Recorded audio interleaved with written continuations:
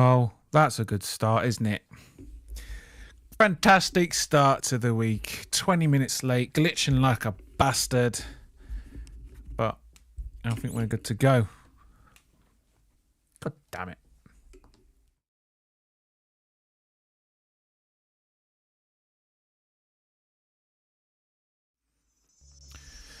Oh, tingly. Oh, God, that tingles. Oh, God. Jasper, the teleporter is now tingling my toes again. You said it was fixed. So, hang on. Hello, humans. How are you? Welcome to the stream, the glitchiest stream on the whole of the internets. This is my podcast.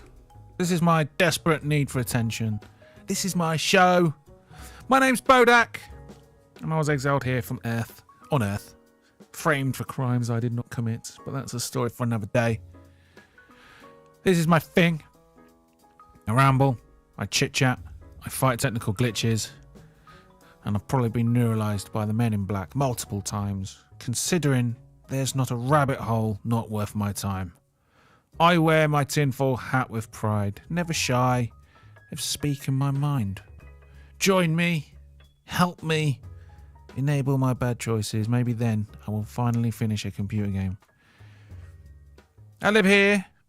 This is a castle. It's my castle. Well, it's not mine. I just found it. I don't know who owns it. Never met them. But I've been here for years and no one checks. My man cave is here. I have my own gym. And there's this weird mirror down in the basement that shows me memes. I host my own talk show where I invite guests on for a chinwag, and I also host the quiz show, Silly Sausages. And sometimes I try a bit of open mic down at the local comedy club. I'm also the host of Knowledgeable Fisticuffs, the current events news show. And I also have the honour of being a regular guest speaker at the Institute for Science, Memes, Entertainment and Gaming. You'll find my previous SMEG talks on all my channels. I'm not alone. My mate Jasper is behind the scenes. He hides here, he's from my world, but you don't want to know anything about that. It's for your own safety, honestly. You don't want to know. Jasper is my producer, my editor, my security, my driver, my cook, my secret Santa, my drug dealer, and my nipple fluffer. I stream on Twitch, YouTube, Kick, Rumble, Trovo and D Live, and you can also find me on X, on Facebook. Well, you can. Well, if you're not in America, if you're not American, you can still find me on TikTok. I'm on Instagram, BitShooting Odyssey as well. I'm on everything. I'm on everything. Head to the Bodach Show, Bodach.show. That's my website. I built it myself. That has all the links to everything that I'm on. If you could go and give me a follow, I would really appreciate it. Even if you don't use the platform, if you've got an account, throw us a little sub. It helps me, especially on Facebook, because they don't let you live stream on your pages until you've got a certain amount of followers. And I would like to stream on Facebook as well. Feel free to jump in the chat. I'll read it if I see it. And feel free to clip and share anything you see. Yeah, let's crack on. What's on the agenda today? We've got some jokes. I've got a little set down at the Open Mic Comedy Club. And yeah, we've got some knowledgeable fisticuffs. We're going to catch up on last week. Last week was a little bit batshit crazy. And then if we've got time, we're going to do some bro code moderating, if there's anyone that actually uses a bro code. Yeah, mad week. Another week in Stomagageddon. Let me just check some shit. No, don't want to do that. Clicky clicky. It's not working. Why am I not watching the snooker? Because... Why am I not watching the snooker? I mean... It's astonishing that people actually sit and watch other people play snooker. That's genuinely... It's not working. That's genuinely baffling to me. Because... Why am I not watching the snooker? I mean... It's astonishing that people actually sit and watch other people play snooker. Who watches fucking snooker? Honestly. It's on the BBC, that's all you need to know. It's on the BBC. If it's on the BBC, it means... I've just realised I didn't clip my bloody thing on. Sorry, I had a rotten headache. So I took some painkillers. Went for a nap, and then I woke up and I thought, oh shit, I'm supposed to be streaming in about 10 minutes. So, do you ever have one of those headaches where the painkillers work, but the headache's still there, but you know it's there, you can feel it, but it's not a head, it's not actually hurty anymore. I got one of those kind of headaches. Like my head is, I just know that these painkillers are going to wear off, and it's going to be thumping again.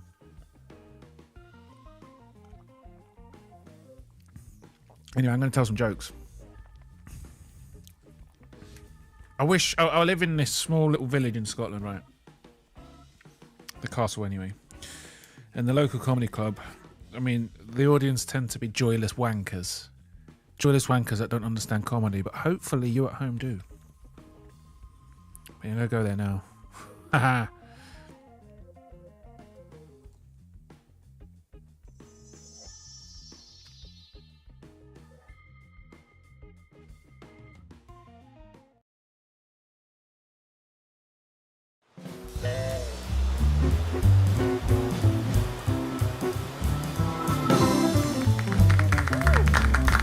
Hello, my name's Bodach, and I got some jokes, guys. What's up, UTF? Welcome to another week in the glitchiest live stream. Anyway, I got some jokes for you. A man walks into a bar and asks the barmaid for a double entrée. So she gives him one.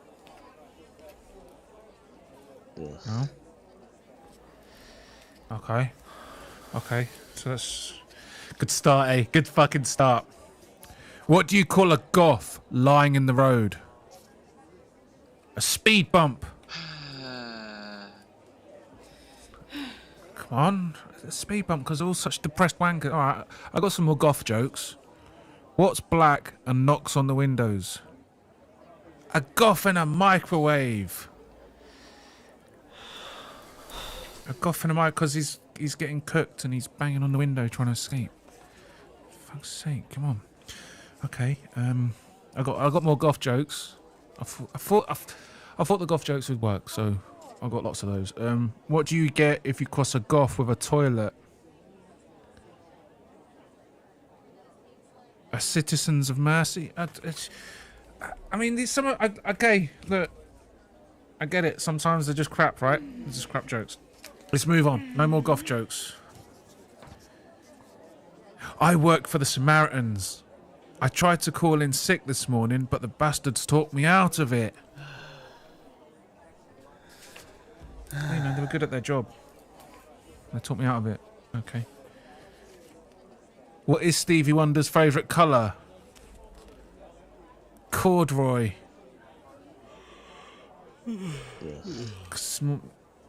Corduroy. Okay. Roses are black, violets are black, everything is black. It's a quote from Stevie Wonder. Okay. God damn, fucking hell. What does an 80-year-old woman have between her legs that a young woman doesn't? Her tits. Come on, that's a good joke. That's a good joke. How do you know when you're getting old? You're wet. Your dreams are dry and your farts are wet. You're not getting wet dreams when. Fucking all right. How many? Okay, I don't want like that. How many children with attention deficit disorders does it take to change a light bulb? Do you want to play on your Nintendo? Because they can't. Because they can't focus on. Fine. What's the definition of a fart? A turd honking for the right of way. Okay. No. Turd jokes. I mean, who doesn't like a turd joke? Who doesn't like a turd joke? You lot, apparently. Fucking wankers. Okay. Did you hear about the two gay judges? They tried each other. They fucked, but they tried each other, like, you know, they gave it a try. Come on, it's a good joke, man. God, I fucking hate this place. How do tramps connect wirelessly? Brown tooth. Because they're all dirty. They're all dirty hobos. Okay, all right. What do you call a gay bar with no bar stools? A fruit salad. Okay. Which is better, being born black or gay? Black. Because you don't have to tell your parents. Okay. I'll move on from the gay jokes then. Who was the last person to box Rocky Marciano? His Undertaker. Because Rocky Marciano was a famous boxer and he was the Undertaker. He put him in a box. He's he's coughing. Okay.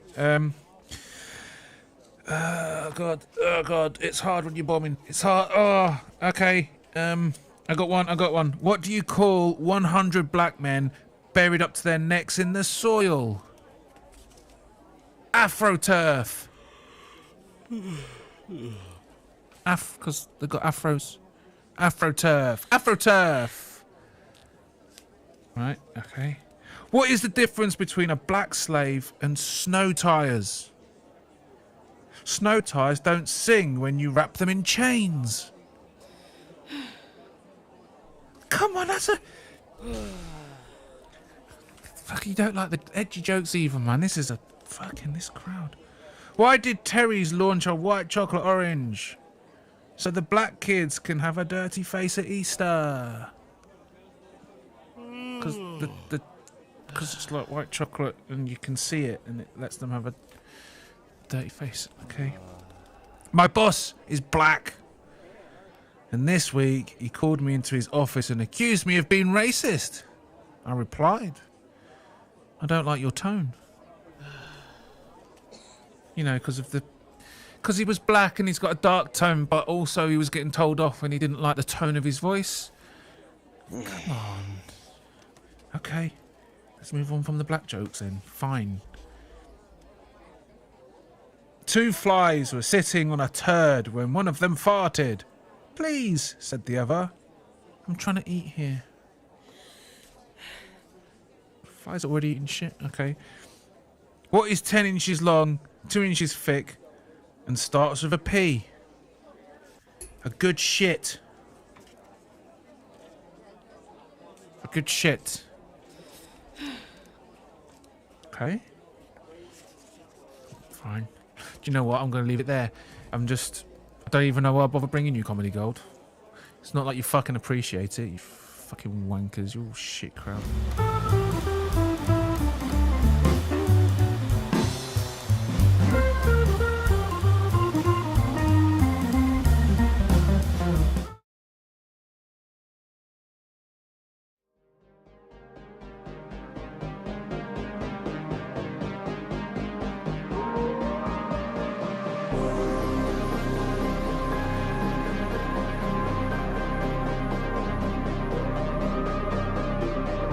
Knowledgeable Fisticuffs.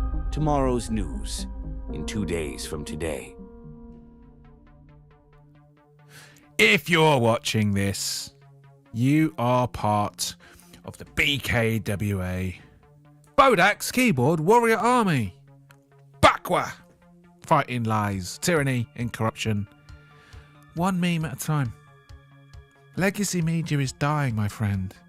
And memes are now the world's #3 news source behind Elon Musk's X and Chuck Norris movies. If this segment isn't illegal, it will be eventually. Welcome to Knowledgeable Fisticuffs, your sword and shield against globalist scum. What's up, UTF? I was so happy TikTok was banned, but it came back. Did it come back? Did it come back?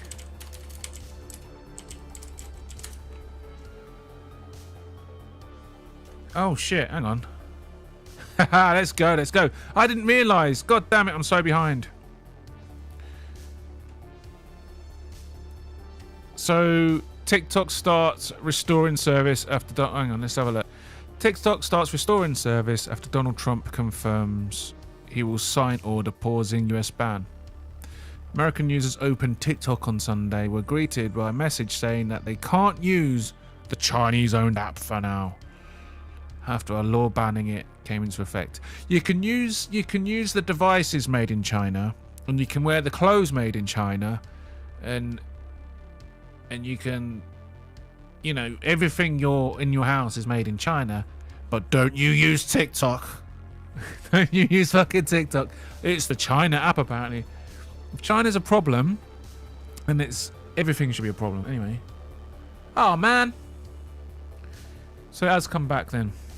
Well, that fucking sucks. What does a goth... I don't know what that word is. What does a goth have in common? They have over 100 cuts. I don't know what that word is, UTF.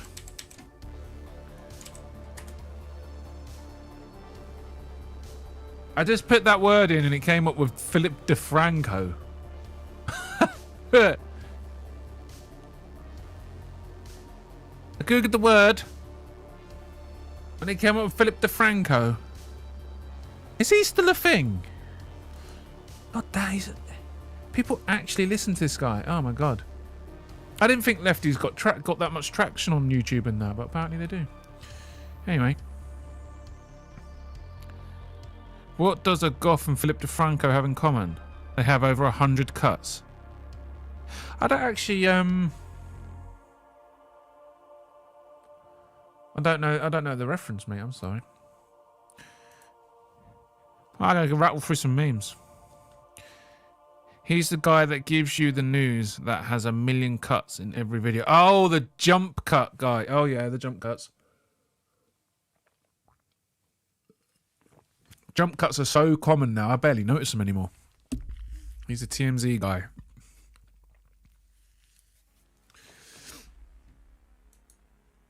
Yeah, it's the Philip DeFranco. It's just one of these lefty hacks though, isn't he? Anyway, not believing in aliens is like taking a spoon of water from the ocean and saying, there's no whales in the ocean because there's none in my spoon.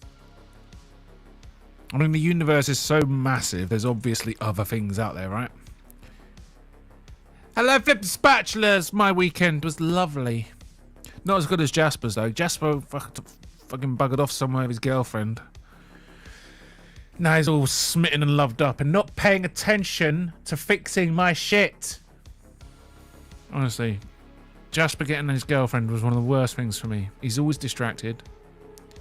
Oh, is this? There's always never shuts up about her as well. I've had enough. I've had enough of him. If you hate President Trump, everything he does, you are going to filter for why it's evil at your own cost. No matter how much information, he hates all women. Half of his cabinet is women. He's against freedom for women. Well, how the fuck is this first appointment was a woman, right? So then it's funny to explain that. Yeah. Well, she's not really a woman. She doesn't really value... To make it make sense, you have to continue to spin this story of what you think what women are, which is fascinating. So going back to the question, I just stay curious. If that's true, then why this? And if there's a lot of derangement, they'll have a story. It'll probably sound batshit crazy to somebody who's conscious and logical, but they'll have a story of why it makes sense. Because how we see something is more important to us than truth. Spot on. Trump derangement syndrome. It's a real thing. I also think we need to also, for the sake of balance, is point out that there's also such a thing as woke derangement syndrome. Like, there's people that obviously Trump can never, ever, ever, ever do anything right. Well, I dropped my thing. I fucking dropped it. So yeah, there's Trump derangement syndrome, and obviously the guy can't do anything right.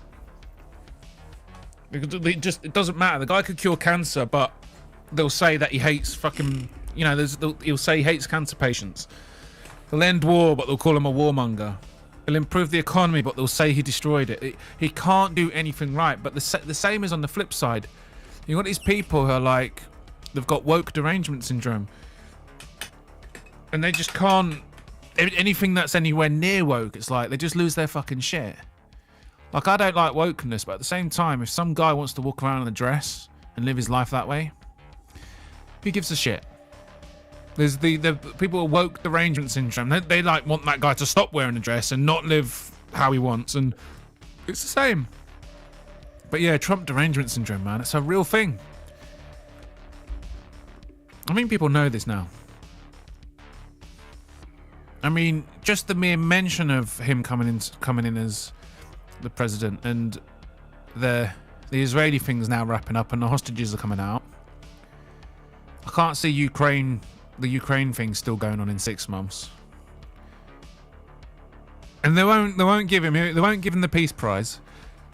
Barack Obama got the Nobel Peace Prize and then went and assassinated more people than any other American president ever, and perpetuated he continued the wars.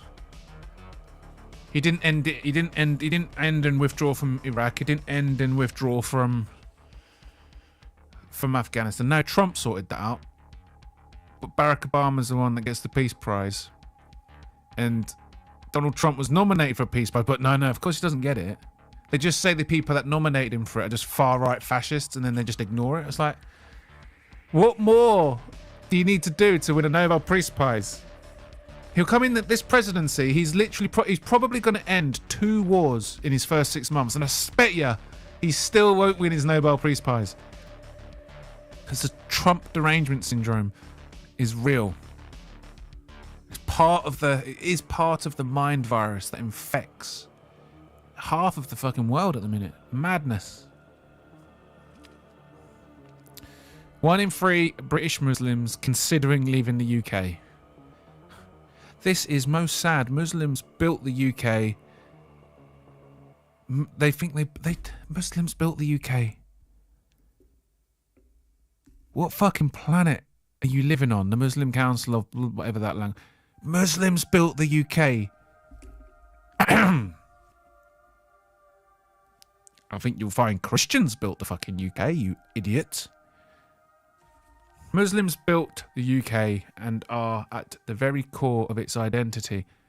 This is what... Do they seriously believe this? You're a fucking minority that started arriving 20 years ago. Jesus fucking Christ. The arrogance of it. They are at the very core of its identity and social fibre. Honest to God, this is triggering me. Fucking Muslims, you're ripping our fucking social fibre apart.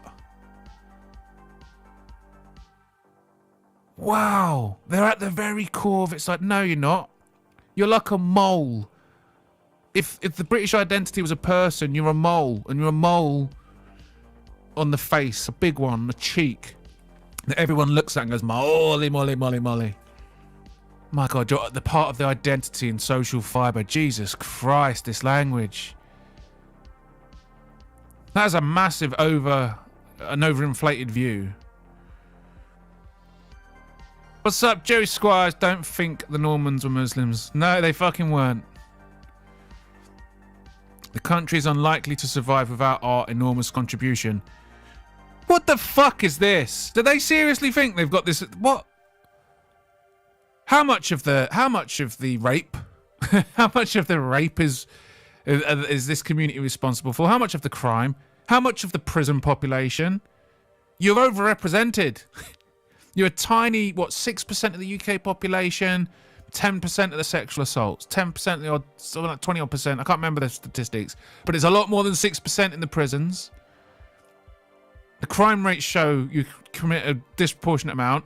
The benefit claimants is sky high. You're a net drain to the economy, and you're a massive contributor to the crime stats, and one of the biggest causes of the social division in the Western world. Jesus Christ. I own UTF. Magical Thomas, hello, how are you? Welcome to the stream. I don't think I've seen you before. Muslims in the UK are trying to bring segregation back. It was because that's how they do it, Joey Squires. Because France is way further ahead in their Islamic. I'd like to call it the Islamic toxification. They've got ghettos in France now. They've got ghettos with Sharia law, basically self-governing areas for all intensive purposes. And the French police and the French government literally just don't bother with it. They just leave them there. And this is what they do. And then what do they do? They follow their Islamic teachings to outbreed the infidels. To outbreed them. It's literally in the religion. Go where the Muslims are not and make loads of fucking babies until you're the majority and then get rid of the infidels. It's in the fucking religion. It's actually in the fucking book. And don't forget their views on women. Honest to God.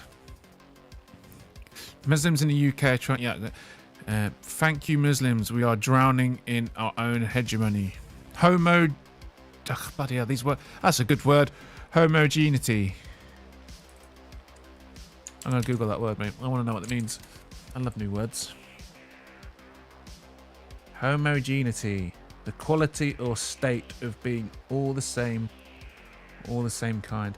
Yes, exactly that. The inbreeding Muslims. They just have. I don't think the inbreeding's part of the actual religion. It's just part of the culture that comes with them. We need genetic diversity. If you want your species to be more resilient to the environment, to disease, to genetic disorders, we need diversity, genetic diversity. Not fucking inbreeding with your cousins generation after generation. Seek and destroy. I just think, like, the thing is about Islam is we've had this before. We've had Christianity, and how did we beat it? We just took the piss. British humour defeated the Christian state.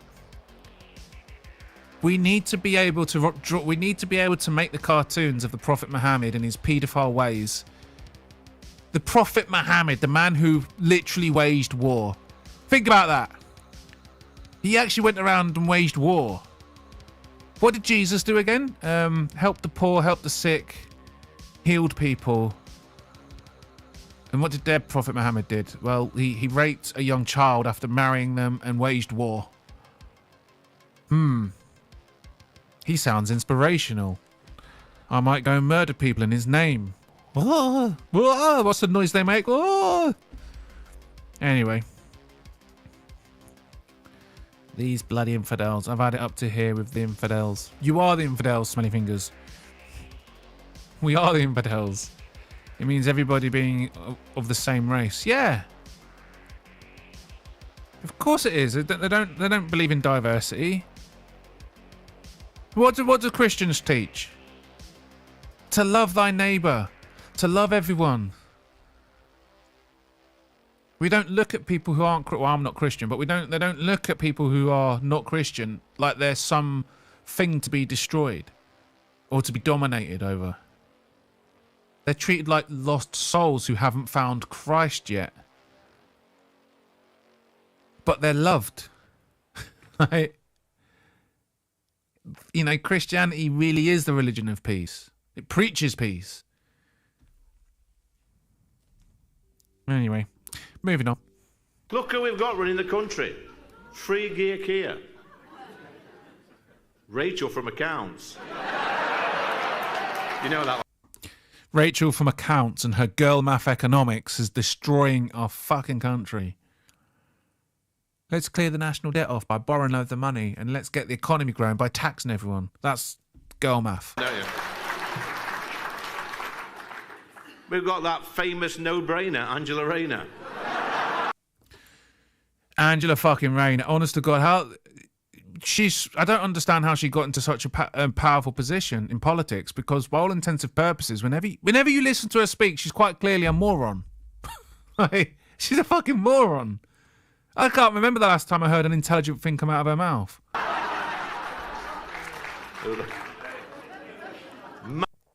He only has to say it and he gets an entire crowd laughing. We all see it. Diane Abbott. Diane Abbott is literally a fucking retard. She's quite, just listen to her fucking talk. It takes her like half an hour to spit out a 3 or 4 word sentence. Her ability to conjure up numbers is legendarily stupid. Who the fuck is voting for her? Who keeps voting for Diane Abbott? She's clearly a fucking retard. But she keeps being re-elected. Mad Milliman, the net zero fanatic. And let's not forget our very own mastermind, David Lammy. David Lammy is my fucking god. What a race grifting piece of shit that man is. Fuck me. If he tripped over a rock, he'd call the rock racist. You know what I mean? He's that fucking dense. Another guy who's quite clearly a fucking retard. Who keeps voting for him? Let alone pointing him as a cabinet member. Honestly, the Labour cabinet, man, my God, it's like a rogues gallery of retardation. The only person who's got half a brain is Keir Starmer himself, and I think maybe that's why he's surrounded himself with objective retards. Maybe he just doesn't want to be outshone. Like, yeah, it's not meant to be funny, this thing, you know. He's a proper charmer, isn't he? Like, listen, I hope nobody's filming this. But keep this one to yourselves. We've got over 6,000 villages in the United Kingdom. And if you took the village idiot from every village, right, and put them 6,000 village idiots into Tottenham, David Lammy would still be the village idiot.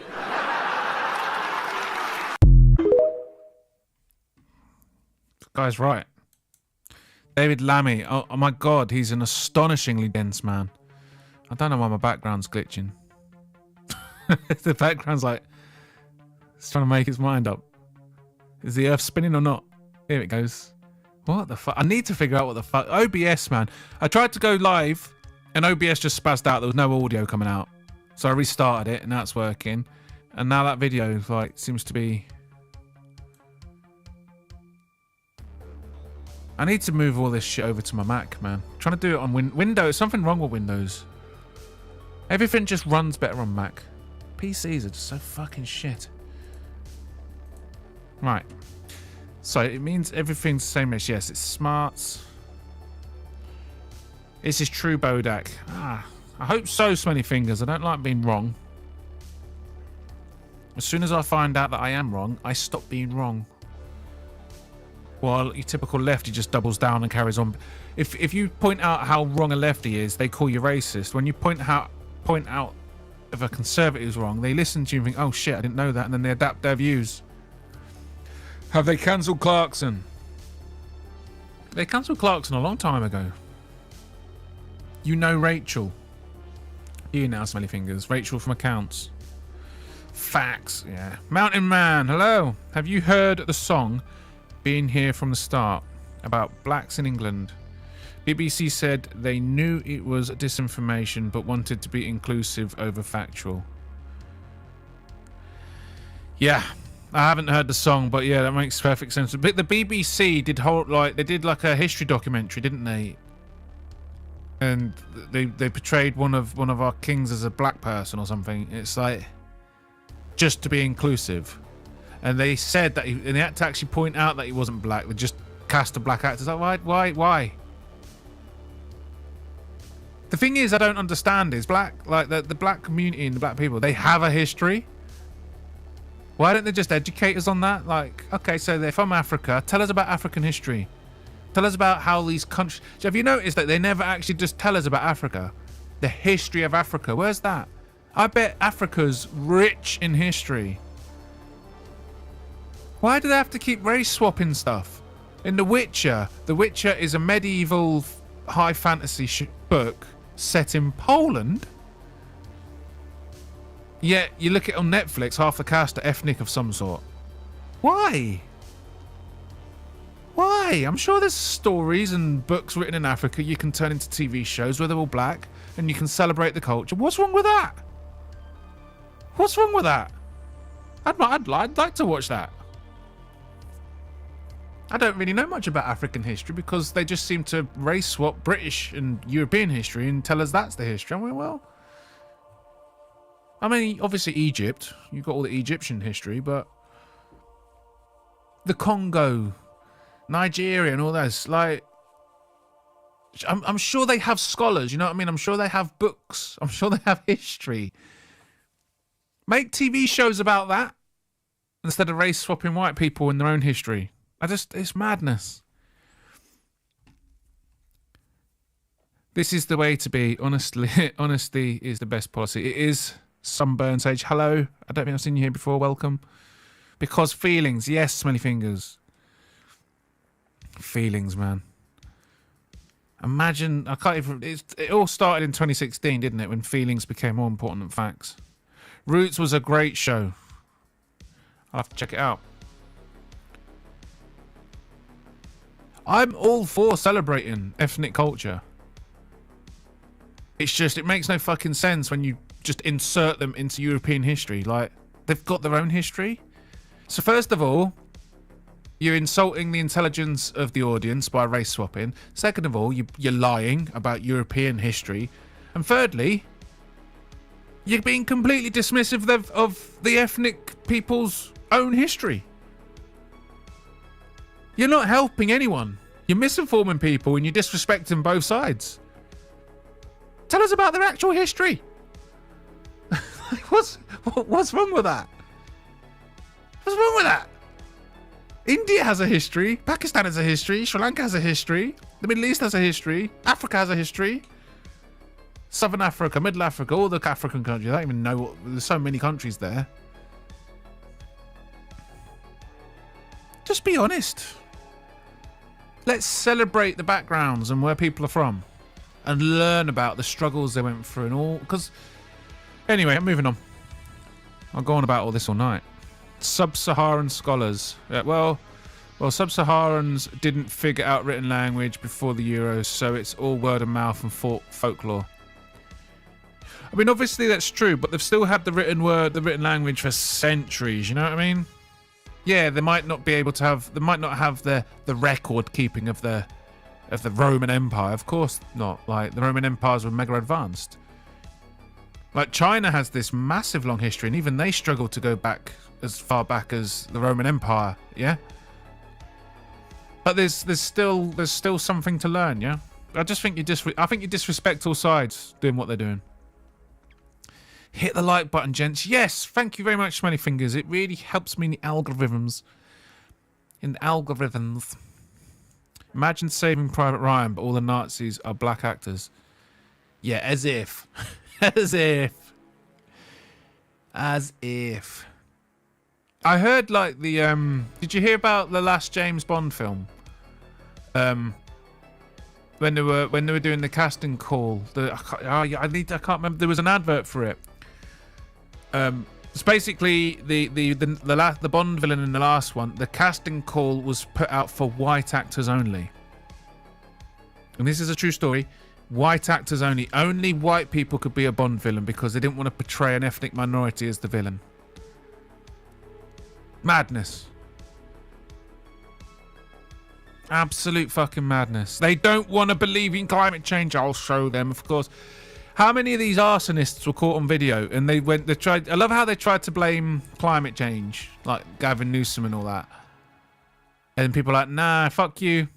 We're literally recording these arsonists and all these. Have you seen all these? The dash cam, what do you call them? The door cams. Because it's basically everyone's got a camera on their front door now.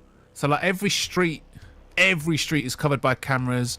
Every bloody angle of the world now is covered in cameras. You can see the fucking energy beams. People think you're a conspiracy theorist. You can see the beams. It's technology the military use. They do use energy beam weapons offensively in war zones. It's a thing. It's real, and they start fires. It's a tactic of war. That's what you do when you go to war with a country now. You bomb the fuck out of their infrastructure, and then you use these high energy beams and you target like their farmland and you burn their crops. So you destroy their infrastructure and you starve them. It makes the enemy give up quicker. Only they're using it to start forest fires in California to clear the way for this high-speed railway infrastructure project. And the arsonists as well. Like, I'm sorry, it's not climate change. You built your fucking city in a desert. The Native Americans talk about the wildfires from centuries ago. It's always had them. That's what happens in deserts. Things catch fire. Are you a self-described communist? Yeah, I'm a libertarian socialist, which is close enough. So it's an inherent contradiction, a libertarian socialist. If you want to believe that, yeah. Explain to me how one could be a socialist and also a libertarian. So as a libertarian, I believe in people's like personal freedoms, and I think that socialism is like the best way to do that. That's not really what I came here to talk about, though. No, but it's like being a vegan meat eater. It doesn't make any sense, right? It's like saying, well, I want freedom here, but I also want the government to control every part of my life. So explain to me how a vegan meat eater would work. So, okay.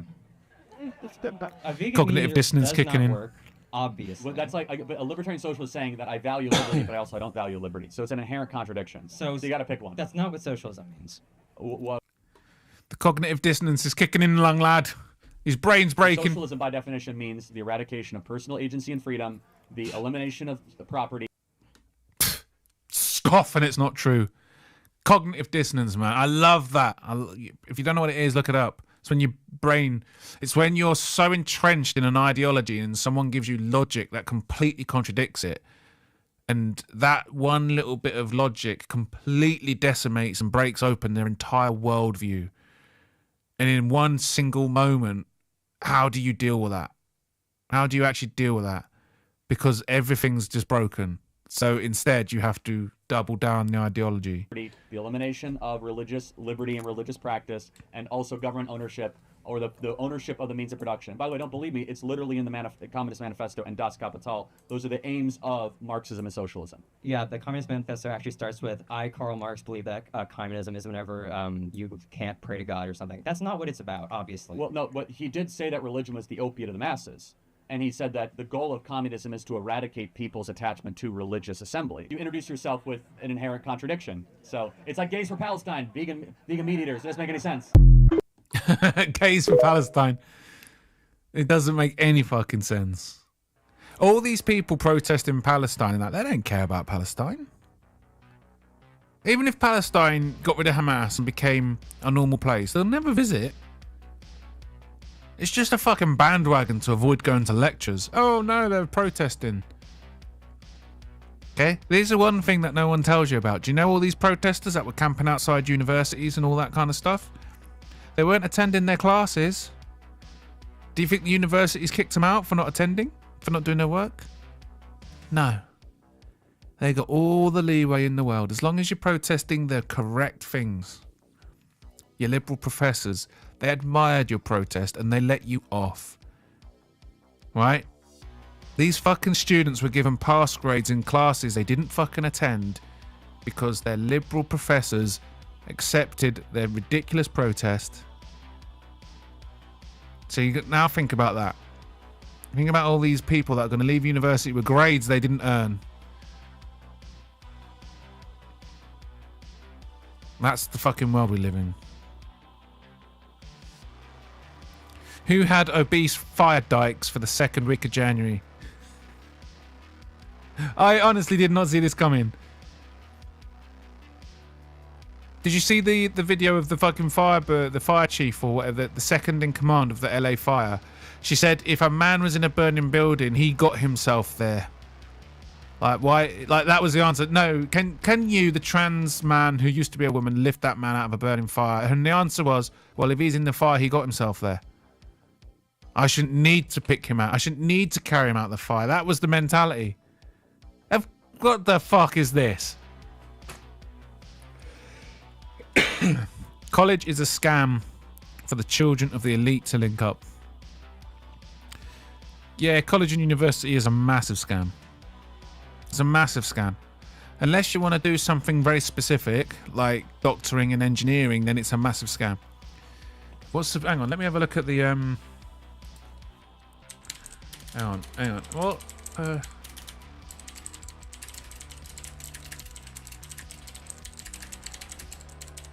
Just Googling it. Here we go, look at this. Check this out. Less than half of graduates work in a career related to their degree. This is a common occurrence in today's job market. So you got all these people who are coming out of university with what, 30, 40, upwards of 100 grand in debt. And less than half of them go on to do a job that has anything to do with it. It's a scam. Less than half of uni graduates are working in a career. It's just, yeah. It's mad.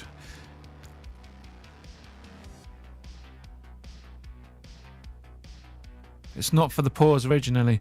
The one good thing about the current system is more people are getting further educated, but honestly, some of the degrees people are getting are just useless. Or they get the degree just for a degree's sake to go through the motions. It's like a lot of people, especially the middle class, it's like it's part of the whole routine, isn't it? It's like you know, the life path.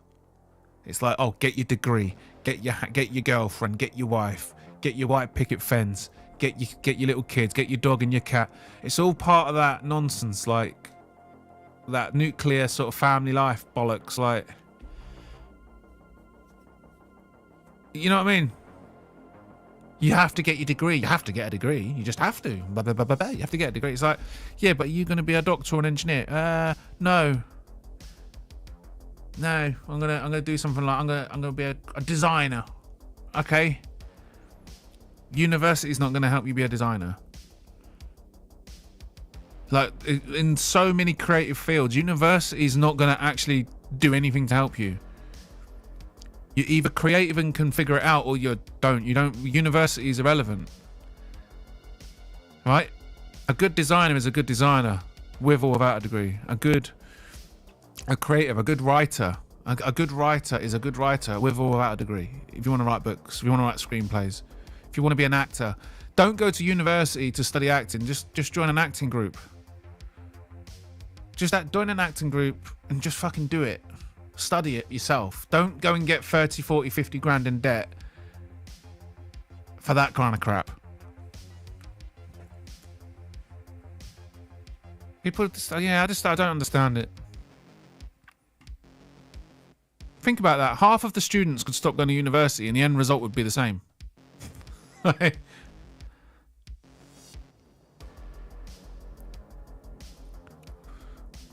They get you saddled with generational debt. Exactly. It's all by design. That's the next financial crash, by the way. 2008 was caused by the subprime mortgage. So they over leveraged and the banks gave way too many risky loans to homeowners. They were giving mortgages to people who couldn't keep up with the mortgage payments. And obviously they defaulted, and then we got the 2008 financial crash. We're in the middle of a repeat. So once again, the banks have been giving mortgages to people who can't maintain them. And of course they can't. To get a mortgage these days, especially in the United Kingdom, you need to get a mortgage that's about 5 to 6 times your annual wage. That's mental. Our parents used to buy a house on 3 times their wage, and they paid it off in 15 to 20 years. Now, you're looking at 5 or 6 times your wage, and the mortgage terms are coming up to 35 years now. They're like, the people can't maintain that. You have to buy a house before you're 40 to even have enough years left to pay your mortgage. You've literally not got enough years of your working life left.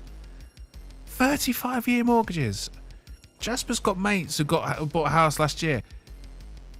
They're trapped. If one of them has to stop working, like if they have a kid, the other one doesn't earn enough money to maintain the mortgage.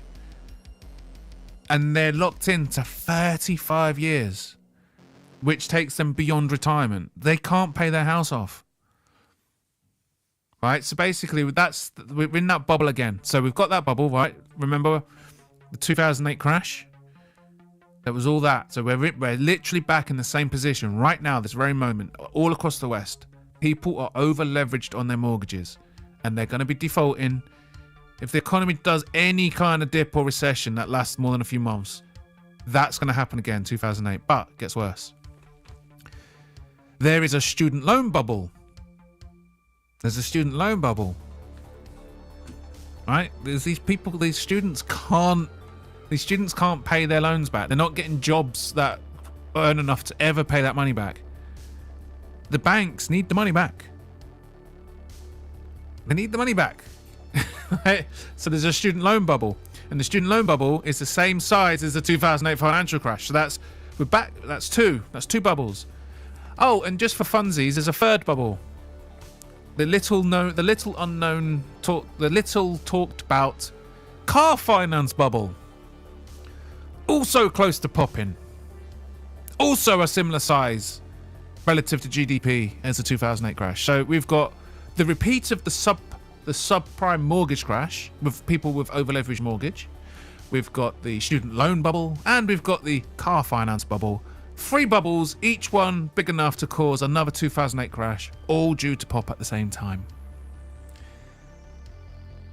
And government debt has doubled since then. The money supply system's doubled since then. Inflation has gone up since then. We are in a crazy, crazy, crazy time, because they are going to pop. And when one pops, it will make the others pop. And then all 3 will pop. And it'll be 2008 times 10. Scary. Make sure you do something useful as a job. Basically, if you were furloughed in lockdown, you're fucked. Because when these bubbles pop, society will be, oh, do we need you? No, well, go away. So make sure you do a job that people need, because you're fucked when these bubbles pop. They have everyone convinced they need a piece of paper to prove that they're qualified for any given thing. Exactly. Obviously you do. Obviously, university has its place. There's some things you need to do, like doctoring, engineering, architect, things like that. It's the experience of doing something that makes you good, not a degree. Yes. Yet employers don't want to hire someone with no experience. Exactly. Just a couple of years' experience is more valuable than a degree in most situations. But the government's foot the bill for those banks is, yeah, but they can't keep doing that, can they? So tell me who's really in charge. When we bailed out the banks in 2008, the GDP debt wasn't anywhere near to 100%. We've now gone over 100%, which means if they literally taxed the economy 100%, it wouldn't be enough money to pay the debt back. Once it goes over 100%, the only way to pay that debt off is to spread it across generations. That's where we are now. At least in the 2008 crash, we weren't at that level of debt yet. We can't do that again. If we did that again, the interest payment alone on national debt, like in the United Kingdom, for example, we pay our national debt. The repayments now cost more than the welfare state. Most of our tax money goes on servicing that debt, and Labour just got in and committed to hundreds of billions more. In their first fucking 6 months, they've committed to spending that's going to grow our debt by another 20%. By the time they get out in 4.5 years' time, they're going to have doubled the debt. It's not us that pay that back. It's not our kids that pay that back. It's not their kids that pay that back. It's 4 or 5 generations. Or the whole fucking thing crashes and burns, and we start again. Maybe that's what they want, right? The Great Reset and all that. Just let it fucking die. Wipe it clean and start again. Only this time with more control. What are the words that I use? She said you've been abusive. That's what she are the said. words that I use? If you listen to me, she said you've been abusive. Okay, right? and? I ask you to stop using that. Right. Stop being abusive to people. It's Okay, their choice. but you're saying you don't even know what they said. What I said. She's told me you've been using abusive language. What words? I'm going to be standing up here listening to you. Okay, with pleasure. No problem. You can If listen. I hear anything offensive, Yeah. you'll either be arrested Yeah. or told to move, alright? Okay. Offence is taken, not given. Fucking spastics. Fine, no problem. Offence is fucking... It's taken, it's not given. It's fucking taken. What the fuck is this? Like, oh, if you say something offensive, well, what's offensive to you might not be offensive to me. Who gets to decide? So, ladies and gentlemen, we've just been visited by 3 people from the British Transport Police. Welcome to the experiment. Lovely to have you on board. And he is here to make sure that I don't say anything that is abusive. Which is an interesting point, isn't it, sir? Because the question is, who defines what is abusive? Can you tell me, Exactly. officer, how do you define abusive? Not getting into any of these games, mate. Right, you've been told. Yeah. So the response from him was, I'm not getting into any of these games, matey. But that not is really unfair, isn't it? He suggested that he's standing here to make sure that I behave myself and say all the right things and that nobody disagrees with anything I say, never mind freedom of speech. He's suggesting that I'm not allowed to say anything abusive, but he's not telling me what exactly is the definition of abusive. And my next question for you guys in fancy dress is, who is responsible for someone's feelings? Who is responsible for your feelings, officer? Am I responsible for your feelings? Look at him. Get rid of that fucking cretin. He's got no right to be wearing a fucking police uniform. Look at him staring with his arms crossed. You absolute fucking mongoloid. Power tripping piece of fucking shit. Fuck you. Fuck you. That's what I say to you. Are you offended? Good. Fuck you. What a fucking shit show the British police have become. I'm not playing these fucking games. Well, you fucking are. That's the fucking game. You're not defining it. You're just waiting for a reason to get rid of someone you don't like who says words you don't like.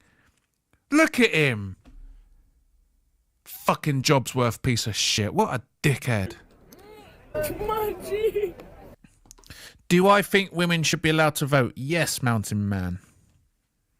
I don't think that... I'm not some idiot that thinks that men and women are equal, because we're not.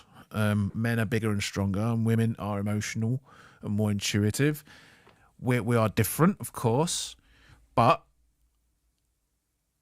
we need the woman's vote at the end of the day because they see the world from a different perspective and they deserve a say.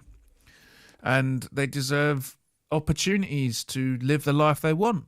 If they want to be a career person, they should be allowed and they shouldn't have any restrictions on that. If they want to be a stay-at-home wife, that should be celebrated as well. I think if men want to be a stay-at-home husband, I don't fucking see a problem with that. I just think I draw the line that we're getting women in sports. Like men and women, their sports should be segregated. Women should be nowhere near the front line of a military conflict. You know, in a disaster, women and children get on the lifeboat first. You know, I do think in certain places in society, men should be the predominant force and they should be dictating. Like I said, in like disasters and stuff. You know, if you're in a burning building and some woman climbs up the ladder and is like, oh, come on then, I'll carry you down. I've got a broken leg. Ah, come on. That woman's not carrying you down a fucking ladder. You know what I mean? I don't think women should be in the fire brigade. I think the fire brigade should be I think it should be male. Like frontline fire brigade staff should just be men. The frontline military, it should just be men. Right? Women have no fucking place in that fucking environment. Why are women fighting fires? You might have to carry a 20-stone man out of a burning building. You're physically not capable. Men would struggle. It takes 2 or 3 men to do that. It takes 2 or 3 men to shift weight like that. Like, so I'm going to take out 5 women. So yeah, I think women should be allowed to vote. Of course they should, but they shouldn't be on the front line of shit like that. Anything that requires brute strength, we need to, as a society, say, yeah, all right, certain things are just not for women. Like, they're just not. They're just not. Because at the end of the day, look at WWE, right? Look at Rhea Ripley. A beast of a woman. Fucking jacked as fuck, muscly. The average man will beat her in an arm wrestle. And Ronda Rousey said it herself. During the peak of her during her peak dominant years, when she was ripping through all the other women in seconds, she said herself, I cannot fight a man. The man doesn't even need martial arts training. She's one of the most, at the time, she was one of the most deadly women on the planet. And even she was saying she couldn't fight men. She said this. So yeah, I do think there's certain sections of society where women don't belong. And I know that's a really harsh thing to say in 2025, but they don't belong. They don't belong. Women do not belong in the front line with rifles, firing and shooting and killing, and that they don't belong there. I don't care how fucking sexist that is. They don't fucking belong there. The reason the war's happening is because some men are fighting off other men. And the reason they're probably doing that is to protect the women and children back home. We destroyed the Nazis to protect our women and children. The women don't belong there. Anyway. Fucking hell. You triggered me with that question. Fuck me. Yeah, I do think they should vote. As long as they've got a citizenship, of course. And I think they should have voter ID. I think they should be ID'd to vote. Meanwhile, 2 people are getting stabbed on this next street. Oh, yeah. London's got a massive knife crime problem, and this fucking Jobsworth is worried about naughty offensive words. Offence is fucking taken. It's the most preposterous fucking thing to start policing offensive things. I'm sorry, but you're not going to offend me. I've got a really thick skin. I'm really, really, really not easily offended. So, but I know people who are offended at you looking at the wrong way. You can look at some people, you just look at them funny and they want to fight you. They get really offended just if you look in their direction. What are we gonna police on those standards or my standards? No, nothing works. Free speech should be absolute, and you can't fucking police it. Even if the guy's out there being racist and horrible, it doesn't matter because there's other people that don't get offended by that. Anyway, moving on. Yeah. Meanwhile, 2 people getting stuck. Yeah, but the women get all the good stuff with zero responsibility. No vote for them, I say. Nah.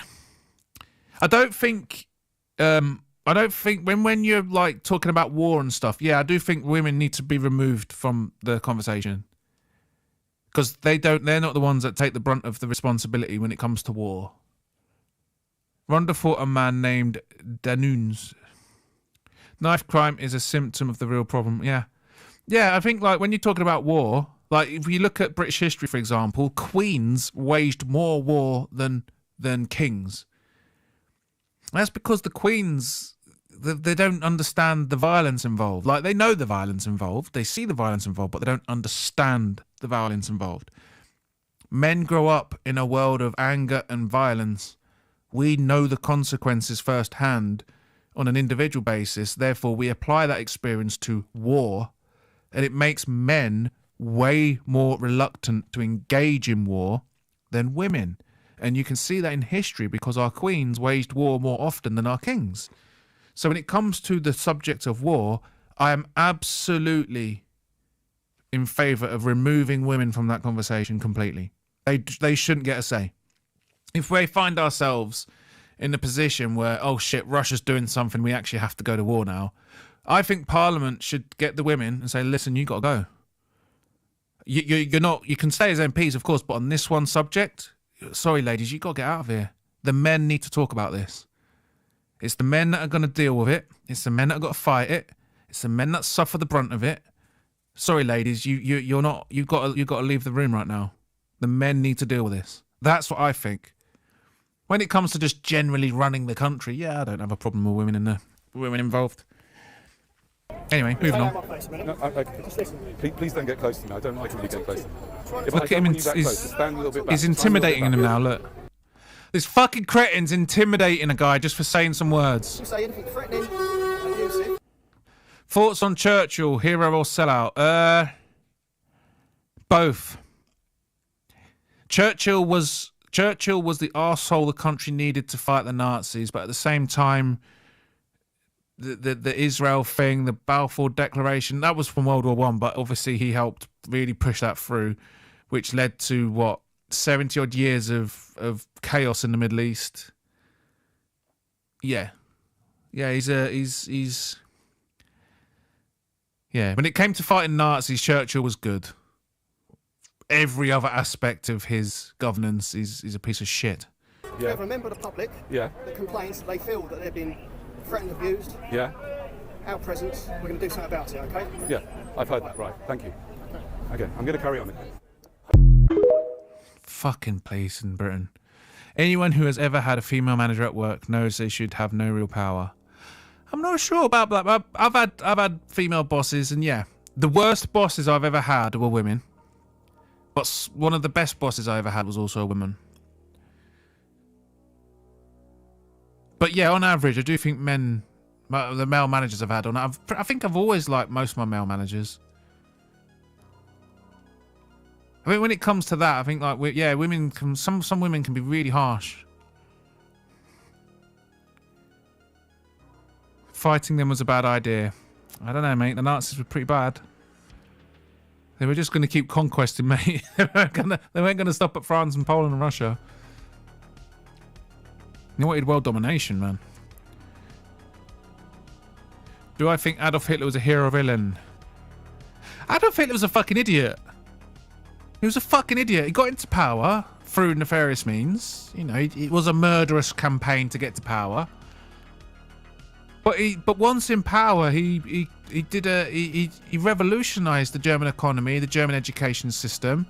He turned them into an economic powerhouse. If he'd have just stopped there, he would have had his 1,000-year Reich. But he didn't, did he? He decided to start rounding up the Jews and the blacks and the disabled people and the Slavs. And he decided to start invading places. He did exactly the same fucking thing as Napoleon. Napoleon got into power, revolutionized the economy and the education system. If he'd have just stopped there, right? These fucking megalomaniacs always seem to revolutionize the country.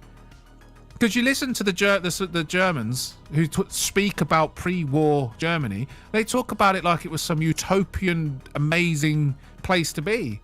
It wasn't until the war kicked off it all crumbled down. It's the same, all these fucking tyrants, they get in, revolutionize things for the better, and they're like, okay, now that I've got this smart population, this educated population, and a thriving economy, let's use it to invade everyone. And of course the rest of the world fights back and puts you back in your place and gets rid of you. Napoleon just had to stop. And Hitler just had to stop. Just stop there, mate. I mean, they hosted the Olympics and shit, the Nazis. They were doing all right. All they had to do was just all right, we're done now. But they didn't, did they? They have to fucking do all that shit. Interesting how removing usury fixes a country overnight. Women make great bosses for infants. I don't know. I think certain things, I think men and women have their strengths. Like the nursing profession and like healthcare and stuff. I think women are way better at that than men. But then you get the technical professions. I think men just dominate that. Men are better at building things and fixing things. Women are better at looking after things. And they're both important. Men kind of build shit and move on. It's like, that's the saying, isn't it? A man will build a house, but a woman will make it a home. I think that's basically society. Thoughts on Cyclone B, delousing agent or deadly poison? It was a delousing agent. Yeah, I don't know what you can say on YouTube, but yeah, obviously the Holocaust story is nonsense. The gassing was nonsense. There's no evidence of it. The whole gassing thing was, what was it? It was one Nazi. It was one Nazi testimony at the Nuremberg trials. He was up there for 10 minutes. He said they gassed them, and then that went down in history as the way they did it. They didn't. And they weren't extermination camps either. People think they rounded up the Jews just to take them to a camp and exterminate them. That's not the truth. The truth is they rounded them up and took them to forced labor camps. And when they become too weak to work, they didn't get gassed to death. They got took out the back and shot. That's what I think the truth is. And that's what the evidence shows. And what do you do? What do we do even today? What happens if you get arrested in Britain and get sent to prison? What happens to you? You get stripped down and deloused. We've been doing it for ages. When you got prisoners, you got to stop disease spreading, so you delouse them, right? It's got nothing to. They didn't fucking gas 6 million Jews. They didn't gas 6 million. The real death toll was more like 1 million, and it wasn't exclusively Jews. They killed way more Slavic people than Jews. They killed their disabled people, their Oriental people, their blacks. They're gays. They're disabled. Oh, they were fucking... Like, when you actually look at it, it was nowhere near 6 million. And it wasn't exclusively Jews. It's just after the war, it was like, the Jews just hijacked it, didn't they? We're the victims. It's not actually, no. When it came to the Nazis, everyone was a victim. If you weren't German, you was a victim. But honestly, if you actually look at the numbers, if you actually look at what really happened, if you listen to the ex-Soviet bloc in Eastern Europe, they'll tell you what the Nazis were really like. They ripped through the Slavic population. They were worse to the Slavs than they ever were to the Jews.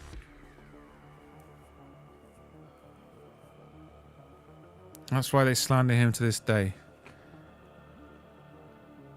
Same as Gandalf, Gaddafi even, or anyone else who goes, yeah, Gaddafi, what was his crime really? They don't care about dictators because we deal with dictators all the time and they're fine. Evil dictators with piss poor human rights records. Gaddafi brought the gold standard back, right? So obviously he had to go. Syria did the same. Saddam Hussein, it was fine as long as he traded his oil in dollars, but he started trading it in euros. All of a sudden, he's the enemy. Yeah, you go against the banks, mate. You go against the banks and freedom comes your way. America, fuck yeah, freedom.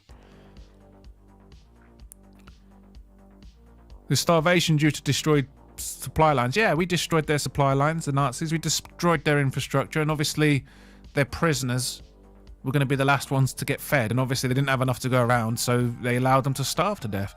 And once they were too weak to work, the other thing about the Nazis, they always give you these haunting pictures. Oh, look at the shoes. Look at the shoes. Oh, these are all the shoes of the victims. Look at the photos of the mass graves. They're dressed with their shoes on. The Nazis aren't going to take the fucking shoes off of the Jews because they looked at them like they were subhuman. They wouldn't give Jew shoes to their people. To a Nazi, that would be an insult.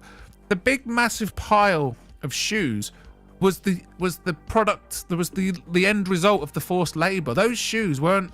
They were prison camps, not factories, so they didn't have proper methods to actually, collect the stuff. So it was put in a big pile. But they were the shoes that the forced labor's campers made, and they were going to get distributed to the German people. But we took the photographs and look. Oh my God, look at the poor shoes. This is such a haunting image. No, it's not. The mass graves, they were fucking dressed with their shoes on. The evidence doesn't line up. It's mad. Yeah, they went to the camps with their belongings, mate. The Jews, when they rounded you up and put you on the trains, they had, look at the photos of them on the train. They've got little suitcases and stuff. They went with their own clothes and shoes packed up. They were sent there to work, not to be exterminated. They got exterminated, obviously, because if they were malnourished and too weak to work, they got shot. But yeah, the big pile of shoes and stuff, that was actually what the slave workers had made. It's not some haunting image of all the victims. It was that was the stuff going to the German people.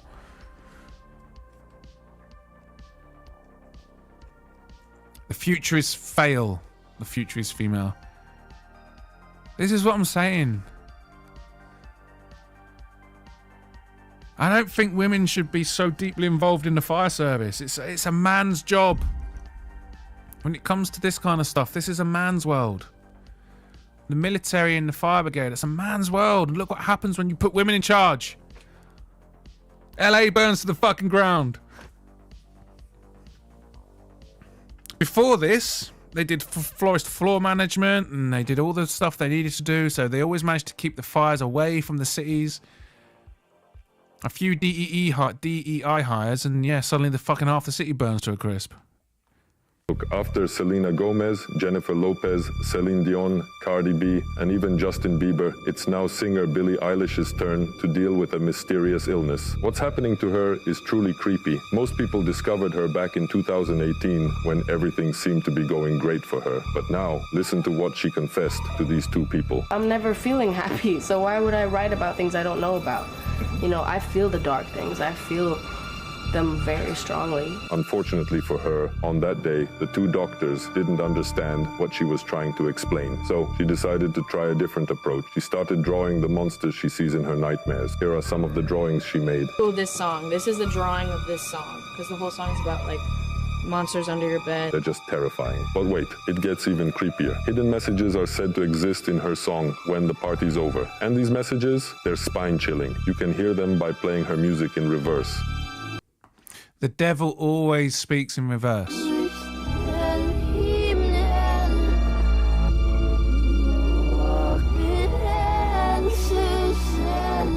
But hold on, because the second hidden message is far worse.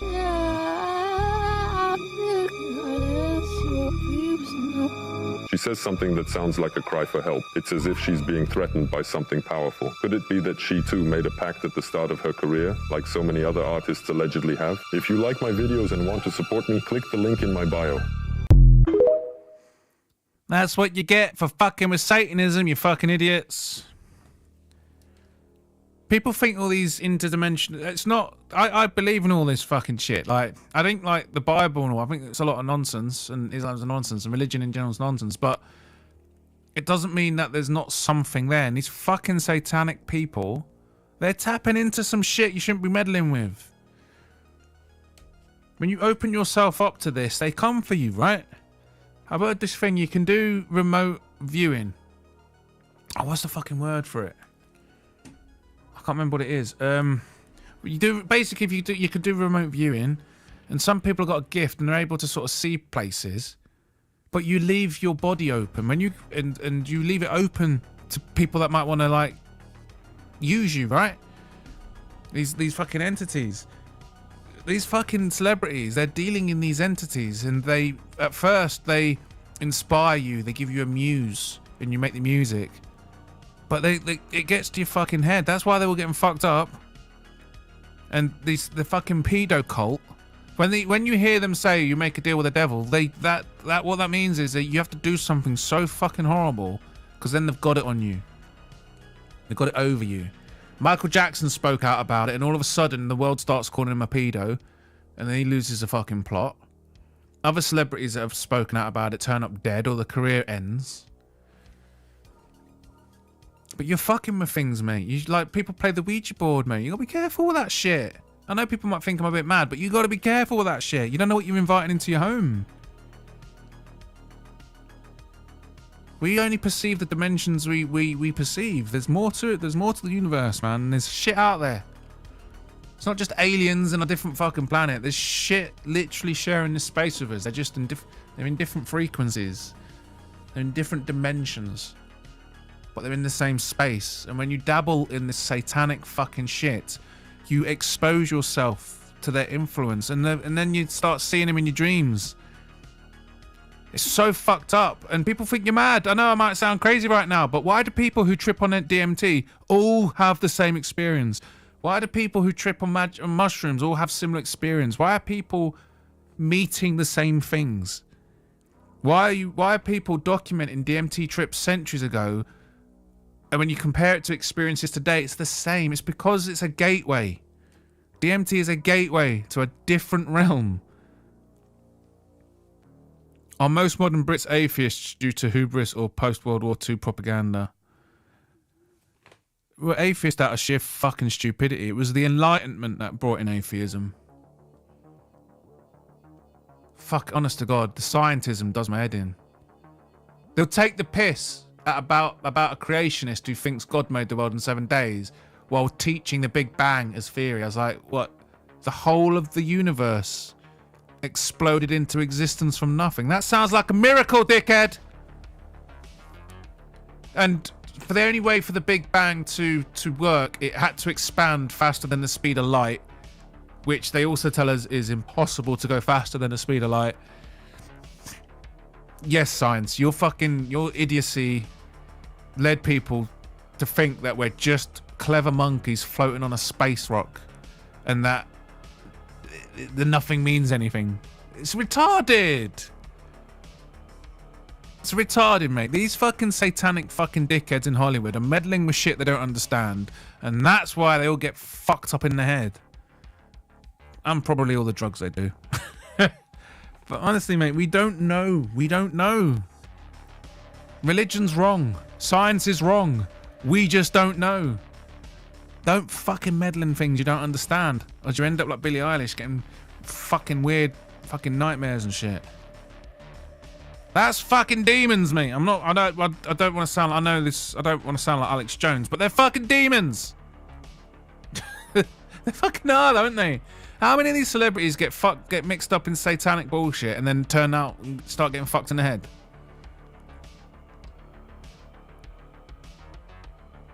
The fucking satanic pedo cults, man. That's who really runs our world. Fight the fires, fight the patriarchy. LA Fire Department. Of course they went to fight the patriarchy, because heaven forbid we get big strong men to do the big strong jobs. Heaven forbid. Angels and demons are real. Yes. Yes, Mountain Man. Angels and demons are fucking real. They are fucking real. That doesn't mean your fucking Bible's all correct and doesn't mean your religion's all good. It just means there's something that we don't understand. And until we understand it, the best way to describe them is angels and demons, right? Because we don't have an understanding of it. So yeah, we have to stick with this terminology that makes you sound a little bit fucking crazy. Apology for being absent while their homes were burning.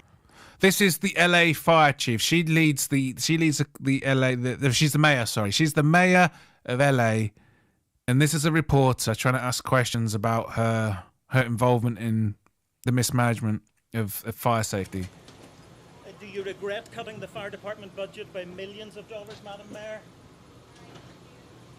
Have you nothing to say today?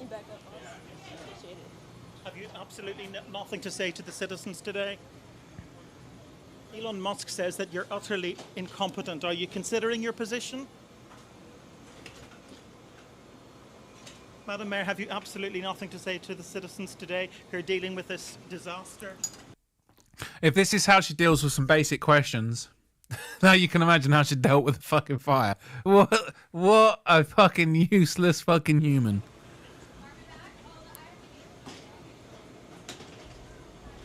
No apology for them? Do you think you should have been visiting Ghana while this was unfolding back home? Fucking unbelievable, isn't it?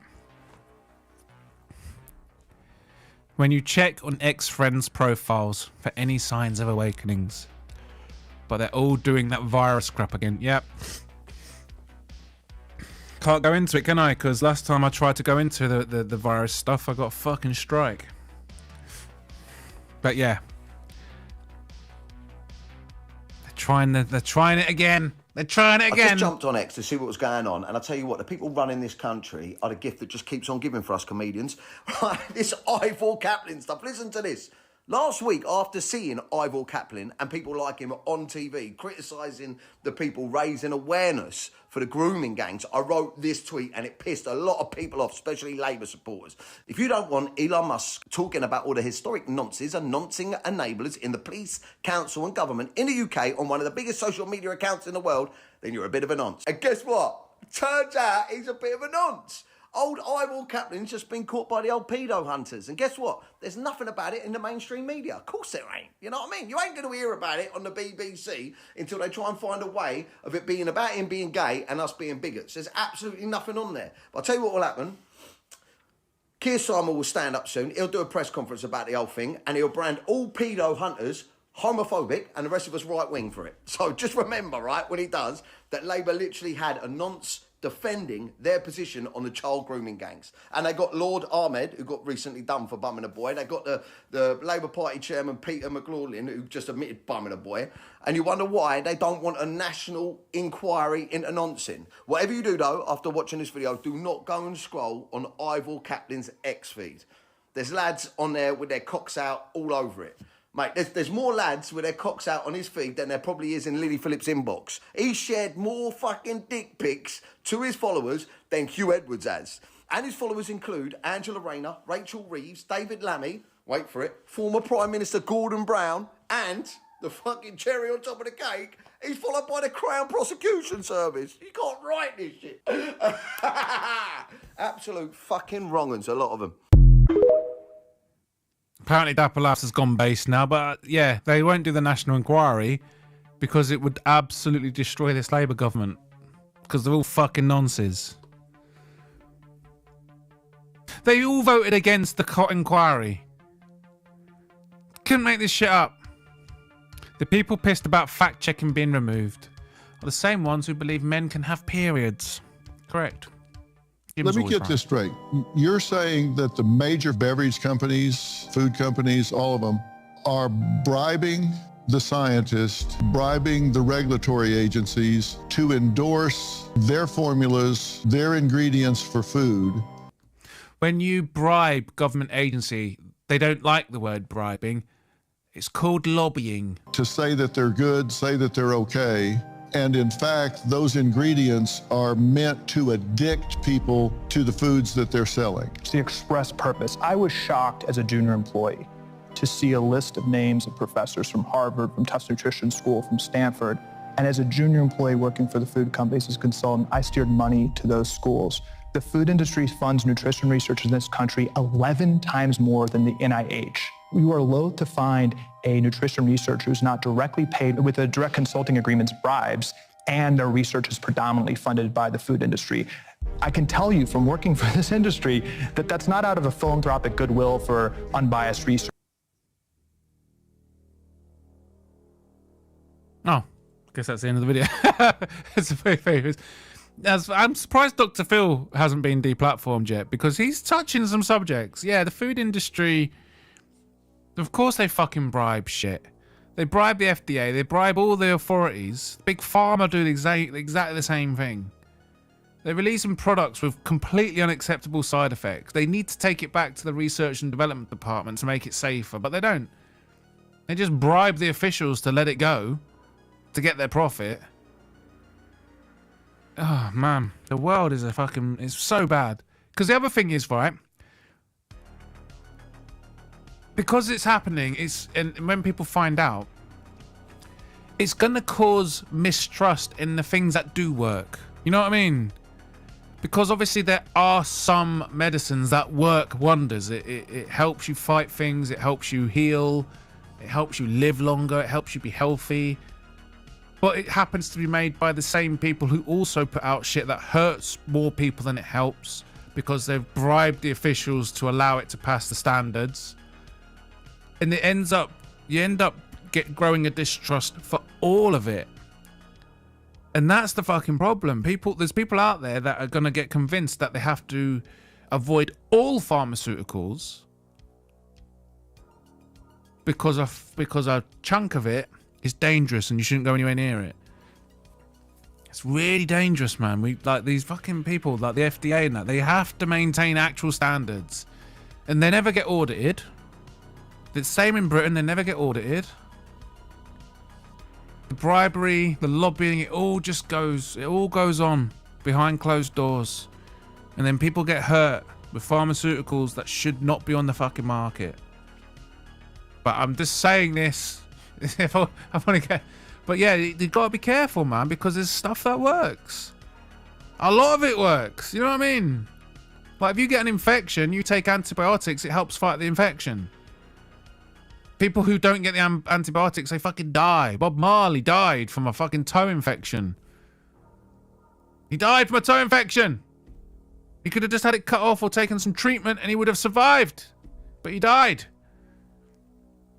That's what's going to happen to people. People are going to realize that certain things are lobbied and it's bad, and they're going to grow distrustful of all of it, which is a mistake. The damage goes beyond what the lobbyists get. Time to turn this into a Weatherspoons. Yeah, Westminster's become fucking useless. It's become fucking useless, man. What are those? Wind turbines. Out here. Everywhere.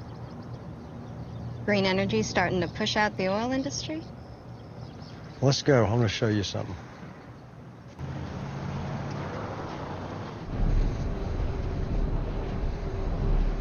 God, they're massive. 400 feet tall. A concrete foundation covers a third of an acre and goes down in the ground 12 feet. Who owns them? Oil companies. We use them to power the wells.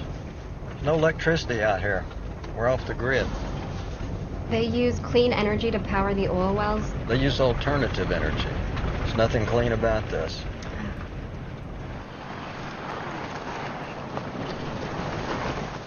Please, Mr. Oilman, tell me how the wind is bad for the environment. Yeah. This is a good fucking clip, man. He schools her right now. You have any idea how much diesel they have to burn to mix that much concrete? Or make that steel and haul this shit out here and put it together with a 450-foot crane? You want to guess how much oil it takes to lubricate that fucking thing? Or winterize it? And its 20-year lifespan, it won't offset the carbon footprint of making it. And don't get me started on solar panels and the lithium in your Tesla battery.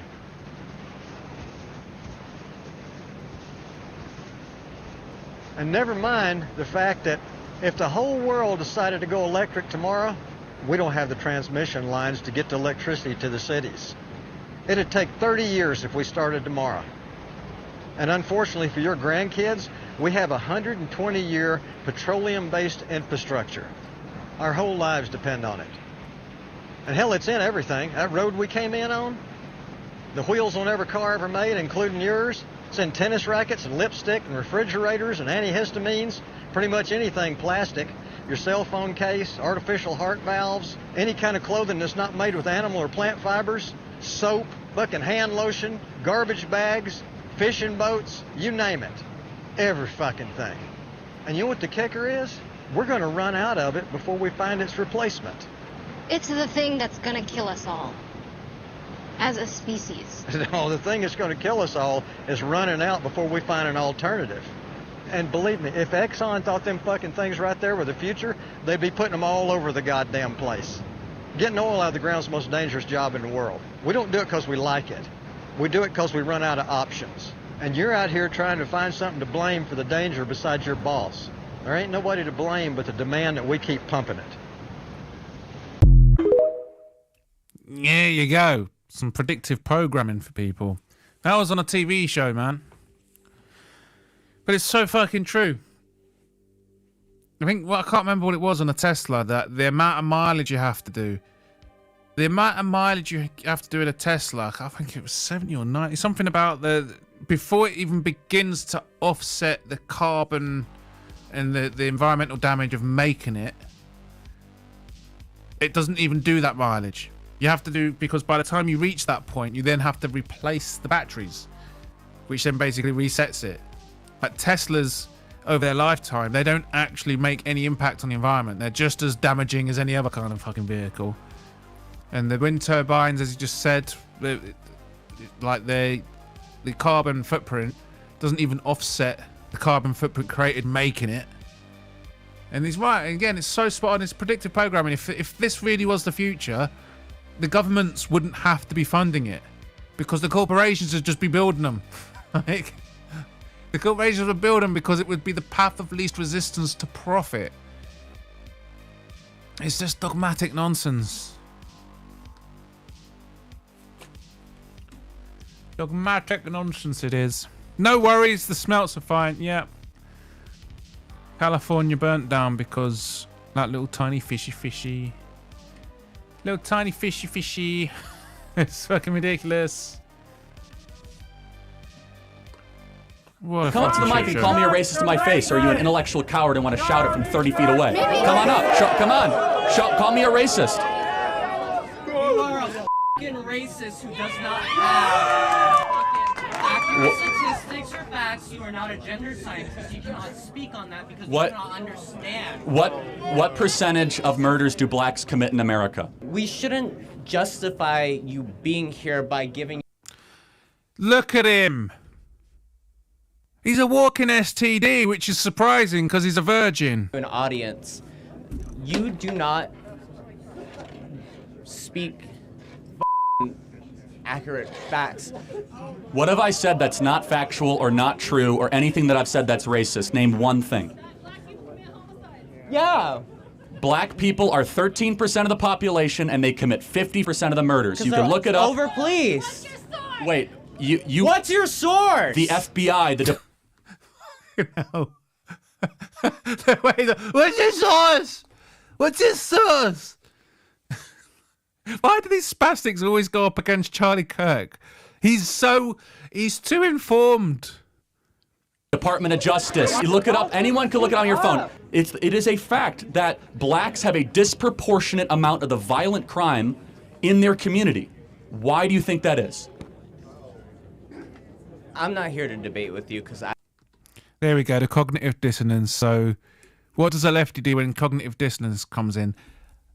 They put themselves into a delusional moral high ground. I'm not going to debate you now. I'm beyond this. I'm above this. You're just racist. Your facts are racist. I mean, you can prove anything with facts, but they're racist. Honestly, the cognitive dissonance needs to be studied, and there needs to be a national campaign explaining it to people so people can avoid it. When you're wrong, change your fucking mind. I don't want to platform you. You're a racist. Wait, you called me a racist. What have I ever said that's racist, or do you just think numbers are racist? You said y'all don't f***ing understand statistics. How you speak on numbers? Off. Thanks for your time. A young, bright mind, apparently. That fucking idiot managed to get into a college. As a college student. Fucking retard. It's not fact-checking, it's censorship. Yes, Jim. Right again. Not everyone can hate us, can they? Well, some of the dangerous criminals shouted cheers, Kate, as they were released early. Oh, it's nice to hear, isn't it? Also, the human trafficking cartel said they're going to have a belter of a Christmas after this year. Thanks, Kate. Ah, families, that's what it's all about. Send them a card. Also, the big corporations that profit from war are more than happy with the billions you've committed to Israel and Ukraine. Well, it's either that or just get wasting this country on NHS, potholes, old people, schools. We've also received cards from dinghy and knife companies saying thanks for the record year. Oh, so we're kind of loved in a way, aren't we? Have we had any cards from working class people? Nope. Because you didn't have a fucking cards on the working class people, because you fucked them. You fucked them. These people sound like Frankie. Who's Frankie Kissy J? Hello. Welcome to the stream. Grooming gang rhetoric risks inciting mass violence, says Wes Streeting. Your fucking government inaction is risking fucking violence. Deport them. Health Secretary points to New Zealand mosque massacre and says entire communities must be tarred with the same must not be tarred with the same brush. This fucking nonsense. Like, what? Who the fuck's what? We mustn't tarnish the whole community with the same. Okay, fine. Are you actually going to do something about the fucking grooming gangs? Are you actually going to do something about the fucking grooming gangs? Stop this ridiculous moral grandstanding and virtue signaling and fucking do something about it. It's impossible to say I gave up without saying I gave.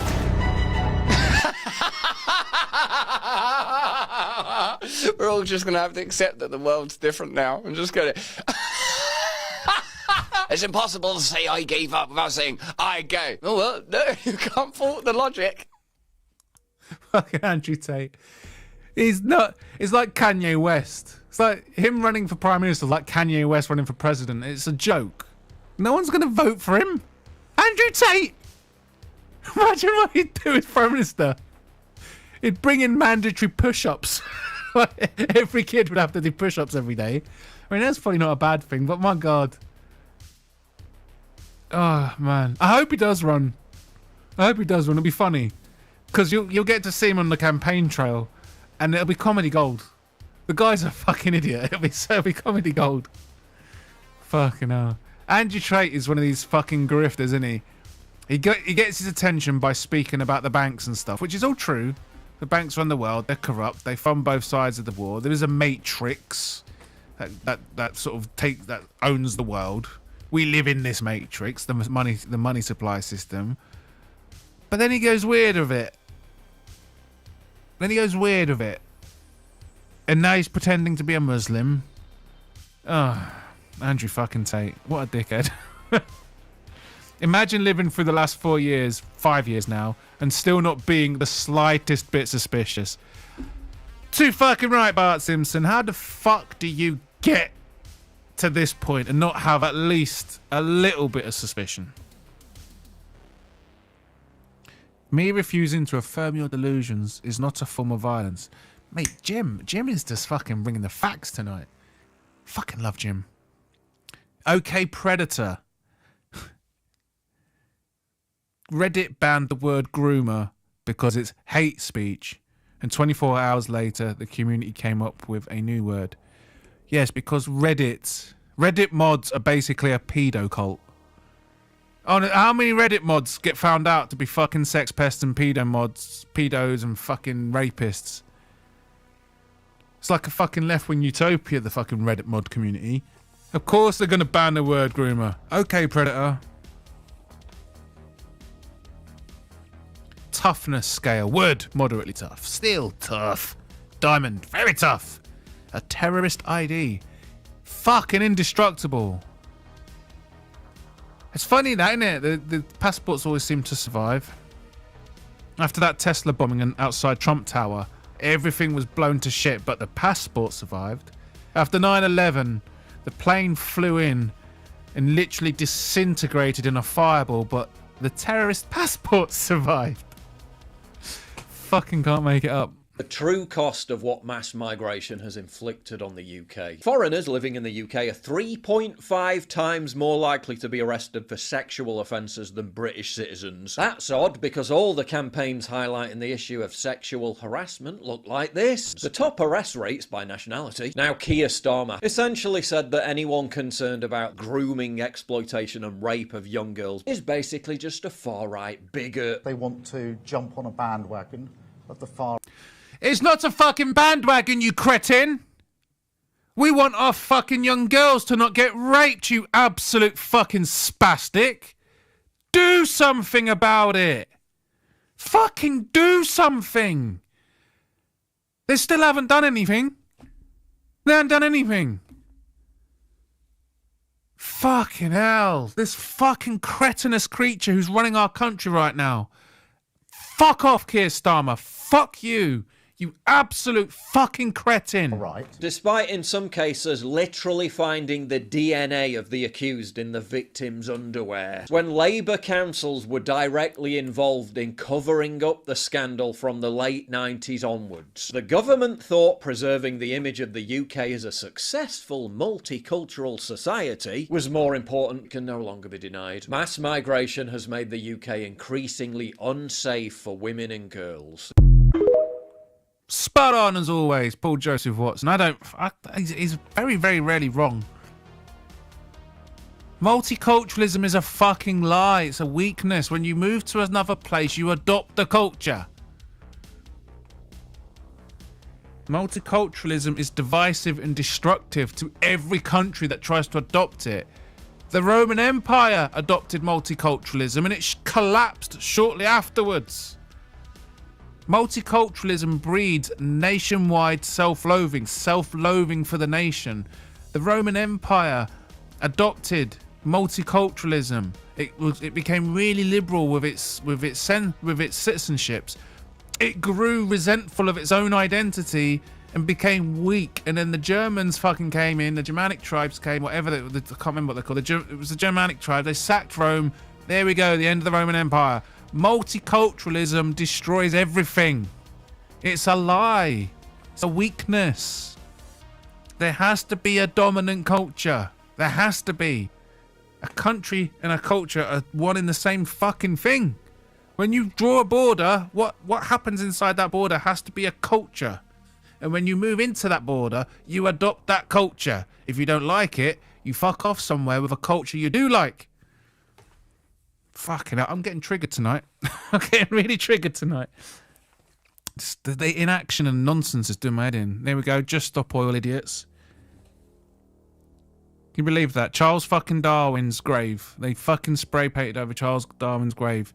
I want to burn more oil just to spite you. You can't just stop oil. The whole world is dependent on it. Oh, this fucking just stop oil idiots. Who the fuck is funding them? Did you know that Islamic governments were the first to abolish slavery? Wrong. The opposite is true. Islamic governments were the last on earth to abolish slavery. It's time for a history lesson. The final country in the world to abolish slavery was the very much Islamic nation of Mauritania in 1981, and incredibly, it wasn't until the 21st century, in 2007, that they criminalised it in law. But Mauritania wasn't alone in late abolition. In other Islamic nations like Qatar, Yemen, Saudi Arabia and Oman, slavery wasn't abolished until the 1950s, 60s and 70s respectively. Slavery has been a part of Islam since the very beginning. The Prophet Muhammad himself owned and captured slaves during his campaigns in Arabia. And slavery was a prominent part of the original Islamic conquests of the 7th century during their rapid expansion across Asia, Africa and Europe. The idea of abolishing slavery as a universal moral imperative was exclusively a product of the West, a combination of Christian teachings and Enlightenment principles. The fact that slavery no longer exists in the Islamic world is largely to do with the military, political and economic superiority of the West. Western power, particularly that of Britain's navy, meant that pressure could be brought to bear against the practice all over the world. There we have it. The last to give up their slaves. Of course they were. No more raping of kids, okay? Slap on the wrist? That's a child rapist. You'll rot in jail for your hate speech. That's basically Britain. That's what we are now. We let the rapists and the violent criminals go early to make room in the prisons for people who don't like that and speak out against it. And when the Earth is flat, isn't it? Of course it is. And the sun goes round the Earth. Yeah. Americans never went to the moon, did they? No, of course. No, they didn't. Of course, they didn't go to the moon. And of course, Lenny Henry deserved his knighthood. But I think the best, thing so far, the best conspiracy theory, and I've just heard this recently. Get this. And this isn't from me. This is what I heard someone say. Michelle Obama used to be a man. Oh, it's Michael Obama, but okay. The f*** is that? Right? Called Michael. Someone said they heard Barack Obama, who speaks in little bits. It's good to be here. And I want to thank my wife, Michael. Oops. Something like that. Yeah. A man called Michael. I wonder if where do these people get this bullshit from? Then they say, oh, that's why she wasn't at Jimmy Carter's funeral, you know, the ex-president when he died. Yeah, she wasn't there. And she's not going to be at Donald Trump's inauguration. Why won't she be going? All this stuff makes conspiracy theorists say, you see, I told you. And then they make up more bonkers bullshit, don't they? Did you seriously mix in flat earthers with people who deny the moon and think Michelle Obama's a man? Michelle Obama's clearly a man. You can see his fucking cock through his dress. You can see the fucking cock. He's either got a cock or an outrageously massive clitoris. Either way, when that wind hits that dress, there's a bump. A big one. Bigger than mine. Mark Zuckerberg orders removal of tampons from the men's bathrooms at Meta. I'm surprised they still have gendered bathrooms at Meta. I'm surprised they didn't go sort of all woke Ali Beale and have like mixed gender, have like unisex toilets, but okay. Mark Zuckerberg is doing his Bay stock now. I think it's too late though to recover your stock price though, mate. You've done too much damage already. I don't think you're ready for how crazy this is. Okay, so this is the poppy plant. This is milk of the poppy, or what most people know it as opium. Opium, the history behind opium is wild. It's been described as God's own medicine by the founder of Johns Hopkins. Isis gave the sun god Ra opium as a blessing to mankind. There's a Buddhist legend that says that Buddha cut off his eyelids, and when they touched the ground, poppy popped up. again, as a gift to humanity to help us dream. So opium is highly, highly addictive. You need to read about the Opium Wars. Britain almost collapsed the entire Chinese economy because so many people were addicted to it, and then they fought wars because the Chinese government made it illegal, and Britain was like, nah, you can't make this illegal, now we're gonna fight you. Gotta make that bread. But anyway, so many people were getting addicted to this, so as the smart human beings that we are, we're like, hey, we need to figure out how to keep all the pain killing, but get rid of the addictiveness. Enter my friend Friedrich. He pulled different parts from the opium, synthesized it. What he created was morphine, so he decided to test it on himself, and by the end of those tests, he was highly, highly addicted. He published the findings, but was like, hey, no bueno, super addictive. But everyone's like, is it really that bad? Morphine went everywhere. It was especially popular in something called laudanum. It's essentially liquefied morphine. Victorian era women loved this stuff, understandably so. They were just like getting crunk, and they're like, The Victorians were always fucking high on opioids. They were proper opioid heads. Queen Victoria herself was addicted to opium. hey, wake me up when we have rights. You got a headache, you have a cough, you have a cold, your baby's not sleeping, laudanum fixes all of it. But people started noticing how hooked people were to laudanum. So some pretty brilliant minds were like, you know what? I bet they like how it tastes. The issue is it's coming in through the mouth. Now hear me out. What if we inject it straight into our veins? And so hypodermic needles were invented, and morphine was the first injection ever done intravenously. At the early 1900s, Hang on, is that true? I need to fact check that. Was morphine the first injected medicine? Was morphine... as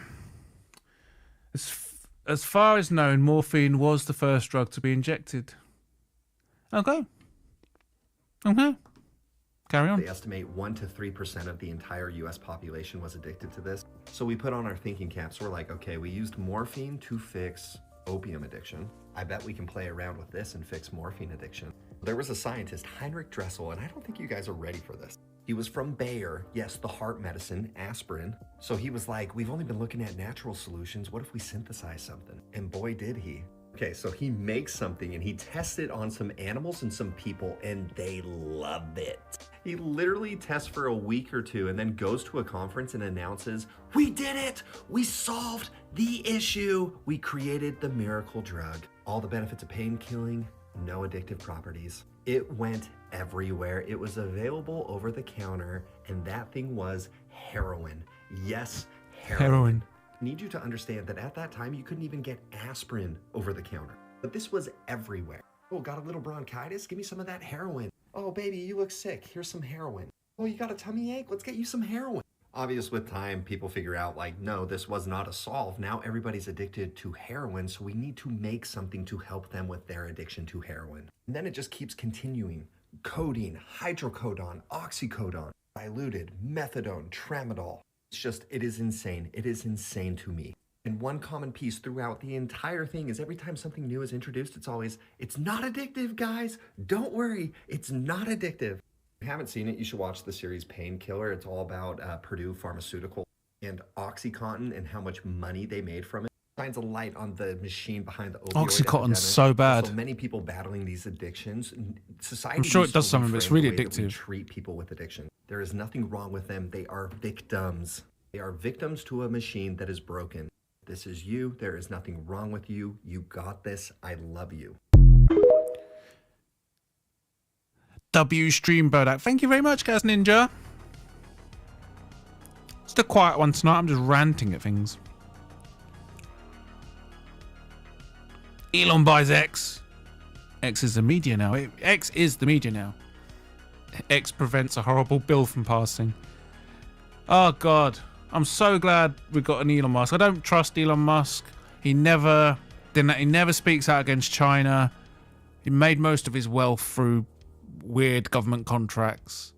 He is part of the club, and we're not in the club. But at least he's doing some fun things. Labour wants to let all the illegal immigrants in so they can turn them into voters. This is an Aid, my friend Aid. I'm going to make him... Anyway, just look. Dear. Oh dear. The integrity bin brain death that is being exhibited here. This is really quite something. The irony. if you looked at his content, the irony of what he just said would shock you. TikTok is actually quite inclusive, isn't it, when you think about it? It's quite diverse, quite inclusive, because they clearly allow the cognitively challenged, the oxygen-starved at birth to get involved. Like, come on in, lads. Come on. You could do TikTok too. Why is this so stupid? Because they are illegal immigrants you're talking about. They are undocumented. So how are they going to vote? Refugees, asylum seekers, even if they go into the system, Honestly, this is so dumb. Do you know He thinks he's made a good point. He hasn't. He's an idiot, but who can we'll get vote? to that. British citizens. Like, can we please all club together and just jump on this guy's Telegram or crypto, whatever it is that he's selling, and just make him a millionaire? Like, ostensibly. So he's also calling for harassment. He's asking his audience to harass someone. Pay him £1 million to fuck off. Lads, come on. You could do TikTok too. Why is this so stupid? Because they are illegal immigrants you're talking about. They are undocumented. So how are they going to vote? Refugees, asylum seekers, even if they go into the system, they can't vote either. Do you know who can vote? British citizens. Like, can we please all club together and just jump on this guy's Telegram or crypto, whatever it is that he's selling, and just make him a millionaire? Like, ostensibly pay him £1 million to fuck off. It's like, honestly, first of all, Labour want to do an immigration amnesty giving citizenship. So yes, they will be voting, and they probably will keep voting for free stuff because they're here for free stuff. Illegal immigrants, that's what they want, right? That's why they turn up on the boat, because they're here for the white whores and the free stuff. The free gear and the white whores. You get to rape and pillage as much as you want, and you'll get a slap on the wrists. And anyone who speaks out about it will be called right-wing and put in prison. But this is Aid Thompson, a friend. Well, I call him a friend. He's an acquaintance. And he's spent the last few years passionately creating content, anti-Tory content, to his quite sizable audience. Now that Labour have got in, they obviously haven't got a record he can defend. So his new tactic for content is to cherry-pick tiny little snippets of right-leaning creators that have got a bigger following than him. So he's going to punch up. I think that's his new tactic. He's punching up at these people, hoping that it helps him get more numbers and traction for his idiotic, Labour-supporting political views. This is a man that gets his entire worldview through the mainstream media. But I thought, you know what? I've only got a little following, and he's got a bigger following than me. So if he's going to start punching up, so am I. The only difference, Aid, he won't be watching this, but the only difference is I don't need to clip him. I don't need to clip a second of him to make him look stupid. I just need to show you what he says and then point out how stupid it is. See, that other guy, he talks about things, and he's right about a lot of things. He's right about most things. But obviously, you clip it, you make it sound a little bit silly, and then you make some stupid point. Oh, illegal immigrants can't vote. Yeah, they might not be able to vote yet. But Labour are already planning amnesty. And they will vote for free stuff. Fucking idiot. But anyway, I'm going to make Aid a regular feature on my Sunday night streams. I'm gonna look out for the shit he comes up with, the nonsense he says. Obviously, Labour are a shit show, so he's not going to have content there. And if the punching up thing doesn't work, he's probably just going to go on the sort of Trump derangement syndrome arc for content. This is a guy that left X because Elon allowed right-wing people to say what they want to say without censorship. So he had a hissy fit and left. And then when Mark Zuckerberg took a similar direction, he announced he's leaving Threads and Meta products, and you can find him on Blue Sky. And despite having tens of thousands of followers in the echo chamber that is Blue Sky, he gets fuck all engagement. So now we're here. He's now deciding to take tiny little snippets from right-leaning people who have got a bigger following than him to punch up and attack them, to try and keep his momentum going, to try and get you to subscribe to his Patreon. So I'm going to do the same to him, and that will be a new regular feature going forward. This week in Thompson.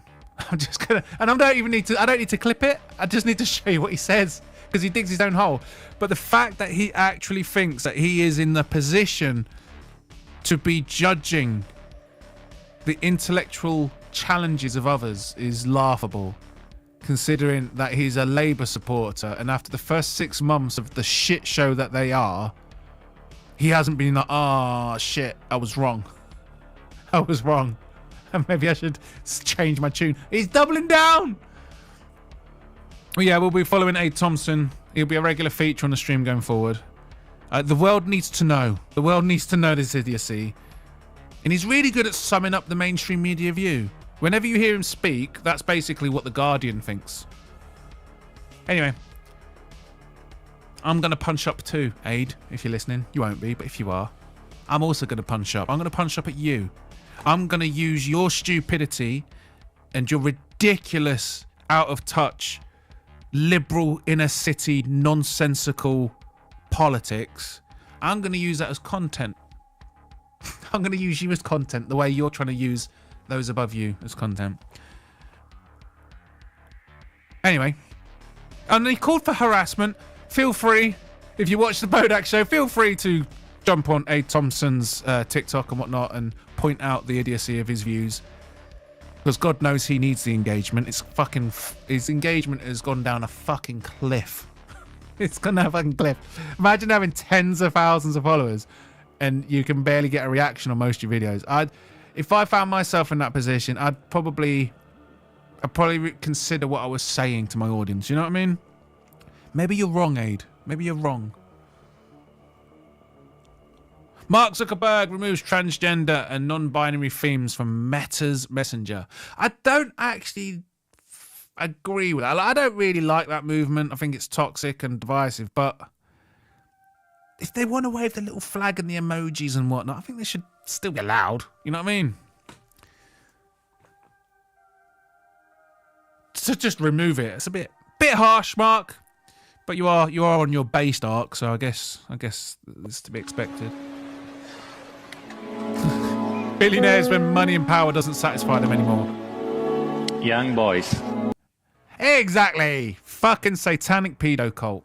And Elon Musk is in that satanic pedo cult. His photo shoots and everything, it's the exact same fucking symbology as all the other pedo satanic cultists. Right? This is what the devil does. The devil seduces you. The devil pretends to be your best friend. He might even help you for a while. Maybe he inspires you with some fucking ripping riffs on your guitar. Maybe he rewards you with some success. Some advice for success in the industry. But in reality, it comes at a price. There's a debt to be repaid. Don't let Elon Musk and Mark Zuckerberg making their platforms pro-free speech fool you. It will come with a price. And the rug can be pulled at any moment. And they lure you in with a false sense of security. It's exactly what the devil would do. If the devil took over Meta or X, what would he do? He'd make it all free. Everyone's free, so what you want. Enjoy it while it lasts. But trust me, there'll be a price to pay. There's no such thing as a good billionaire. Only evil people want such wealth, power, and influence. And only the worst of them achieve it. Money corrupts. Money corrupts. Money grants power. Power corrupts. And absolute power corrupts absolutely. He's the richest man in the world. Don't trust him. Plant-based ingredients. Water. Pea protein. Expeller pressed canola oil. Refined coconut oil. Coconut oil is fine though. Coconut oil is healthy. I don't know if refined coconut oil is healthy, but yeah, use coconut oil to fry stuff. It's lovely and healthy. And the flavour's not so strong it takes over food. I fried egg with coconut oil once. It's fine. Barely, you can't even taste it. Just make sure your stuff's full of onions and all that and pepper and like you can drown out the flavour. But it's a really healthy source of fat. Like coconut oil is so healthy for you. It's a really good source of fats. Rice protein, natural flavourings, cocoa butter. mung bean protein. I can't read all that shit. Animal-based meat. Ingredients, beef. Everything in moderation. But yeah, this fucking plant-based shit. But why do vegans even want a burger and a sausage? Why do lesbians want dildos? Like, I don't get it. Why are you trying to make alternatives to something you consider that's evil? You know what I mean? You know what I mean? If it's evil, it's evil. Why are you making fucking substitute food? Like, surely you just want to get rid of it. You want to get rid of it completely and adopt a vegan or vegetarian diet. Makes sense, people. Top of the pyramid is 481 feet. If you times that by 43,200, you get the polar radius of the Earth to within 99.8% accuracy. If you take the base of the pyramid, and you know, which is almost 750 foot square, and times that by 43,200, you get the circumference of the Earth to within 98.9%. Now, what's interesting about that is this is 2,000 years, 2,500 years before they knew the world was round. They always thought it was flat. Is that a coincidence? What is that? And also, the top of the pyramid is 365th or 360th to within true north. It's extraordinary, and it was built in the reign of Khufu. All right. Now, some of these boulders in there, some of these lumps of rock in there, which are made of alumite, are probably in the region of 7 African elephants. So they're getting on for 70 tons. All right. Now, and there's 2 million of these blocks. They're not all 70 tons, you understand.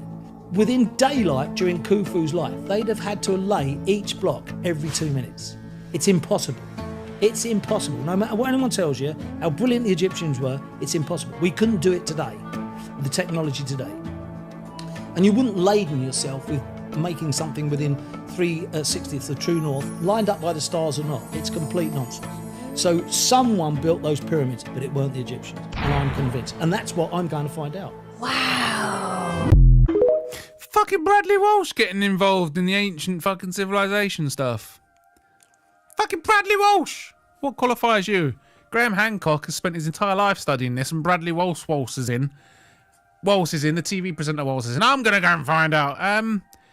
Just read Graham Hancock's books, mate. I need to collect those books. I really like when I see him on the podcast circuit, and I love this show, Ancient Civilizations. Fingerprints of the Gods. What's his other books? His other books he's got as well. But yeah, man, fucking hell, those pyramids weren't built by the fucking Egyptians. They were built by ancient civilizations. I mean, it's beyond a doubt now, surely. Graham Hancock has done more to try and figure out where this shit comes from.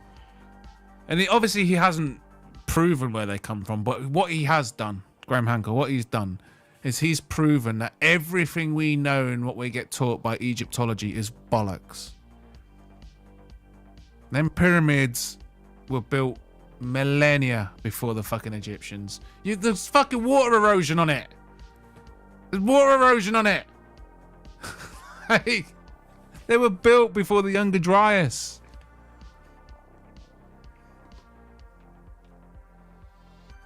The debate is over. Climate change causes arson. That's right. The arsonists didn't start the fire. Climate change made them do it. I'm a queer person. Can I ask a dumb question? Yeah. When I grew up, calling someone queer was like a slur. Can you... I remember that. People used to get well offended if you said queer. It was a derogatory term. What that means. I mean that sincerely. And how is it different than just saying you're lesbian or bisexual or gay? So it can be different for every... I also remember that if you called people black, that used to be a derogatory term now. Now you have to say black. It used to be offensive to call them black. God damn, the fucking language just changes all the time. Because gender, sexuality, it's a spectrum just like anything else. And for me personally, I like everyone. No, but what does queer mean, though? Queer, it's just a label. What does the label mean? It's different for everyone. Okay. I'm not trying to put you as a... This week in Cognitive Dissonance. Crap, though. I mean this because when I grew up, if I called somebody queer, I would get in trouble. Just give me like a working definition. Yeah, so queer is just something that you identify as with your sexuality. It can be related to gender, too. Right, but how do you know once you achieve queer? Like, what is the... Like, can you give me saying that anybody can be it doesn't tell me what that thing is. That makes sense, though? It's literally just an identity. Right, okay. But, right, but like, what is that identity? For example, if I were to say I'm a conservative, let me give an example. Yeah. A conservative is someone who believes in small government, strong borders, American exceptionalism, the Constitution. How would you then give a definition of queer that someone looking at could say, oh, that is queer? Like, connect the dots. So, I'm gay, right? Okay, no, that's good. So, Yeah. but then, so what's the difference then, gay and queer? The whole point of it is that it has a different definition for everyone. Jesus fucking Christ. The fucking retardation. This is someone at college. Apparently these are the best of us. The future. What's up, Magical Thomas? Welcome to the stream. I haven't seen you before. Welcome, welcome. Honestly, I think there needs to be like a national campaign. A national campaign to educate the masses on cognitive dissonance, because it's rampant. Like these fucking idiots. Like, I'm queer. What does it mean? It means different things for different people. No, it fucking doesn't. Words have meaning. When we've established what the word means, we put it in a fucking dictionary. And in a dictionary, it has a definition. And then everyone else knows how to use that word going forward. That's how fucking words work. That's how they work. The people that do the dictionary listen to the people. Oh, they're using this new word. Oh, what does the word mean? Oh, yeah, it means this, and it's consistent. Okay, well, we'll document that, and we'll write the definition. So going forward, we'll always know what that word meant. That's how words work. They have meaning. You can't just fucking say things. I'm queer. What does it mean? I don't know. I'll tell you what she is. A fucking spastic.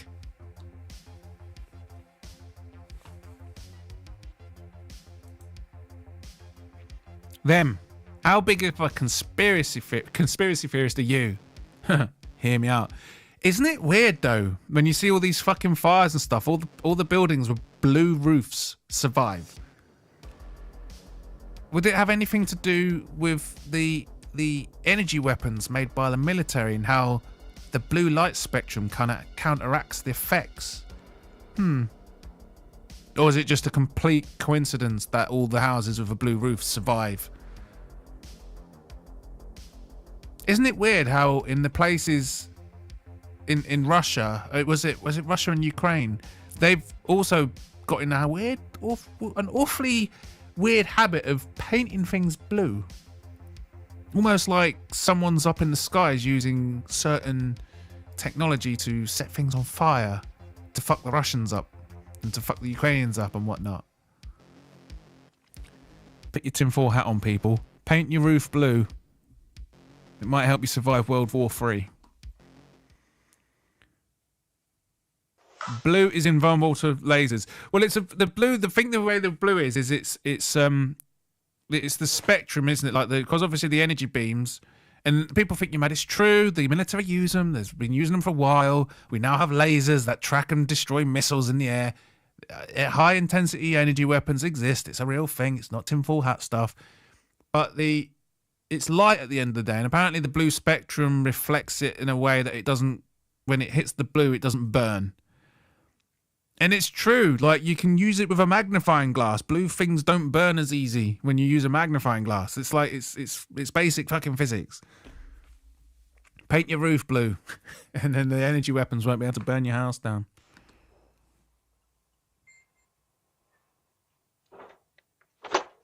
Hello there, my name's John. I'm calling from your local Labour Party. Labour can fuck off. Labour, fuck this country right They up. can fuck off. Go on, fuck off.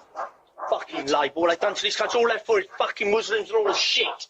That's all they want in this country. This country's fucked. You fucking lot, go and fuck off. Fucking Labour scum. If you have someone from Labour knock on your door, this is exactly what you should do. Fuck off. Do something about the fucking grooming gangs. Dickheads. Oh, You probably won't be able to see that on the stream, but that is a massive list of all the Labour MPs that were fucking noncing. That's the list of nonces in the Labour Party. It's an awfully long list, isn't it? I wonder why they don't want a national inquiry into rape gangs of children. Maybe it's because half of the fucking nonces are partaking in the event. Fucking nonces. Nothing pisses me off. Like, on a scale, like, the thing is for me, I don't think murderers are the worst in society. Like, they're up there. But for me, a nonce is the worst. A nonsen's the worst of the worst. If you're fucking noncing on kids, you're literally the scum of the earth. The scum of the earth. AI traffic cameras hacked down hours after going up. Well done. Obviously, you can't fucking encourage it because that's illegal, but vigilantism, you know what I mean? This is what you're going to get. People have had enough. The ULEZ cameras are all getting fucking chopped down. Good. Again, don't go and do it. But for the ones that have already done it, you're good.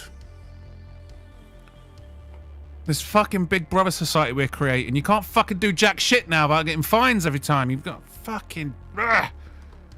Chop them down. Don't chop them down. I didn't say chop them down. I don't encourage it. Don't go and break the law. Don't break the law. Also, it's really good when it happens, but don't break the law. Americans migrating to Red Note and learning Mandarin just to spite their government.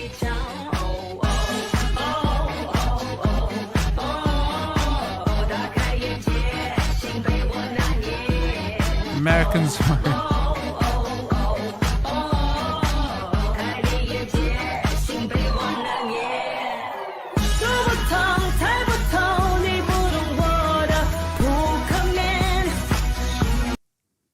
Is that going to get me a copyright strike? You're spitting facts, but tell us a joke. This shit needs to be said, but needs some humour. Oh, I got jokes. I'll give you a joke. Sorry, I posted before I was done. Alright, no, don't worry. I'm going to tell you a joke. Why did the army send so many women with PMS to the war in Iraq? They fought like animals and retained water for 4 days. That's a fucking joke. I should have told that down the comedy club. Baby, Plain Tiger. Join me on Tuesday. That's when I do the more... This is conspiracy night. Sunday night conspiracies and news events.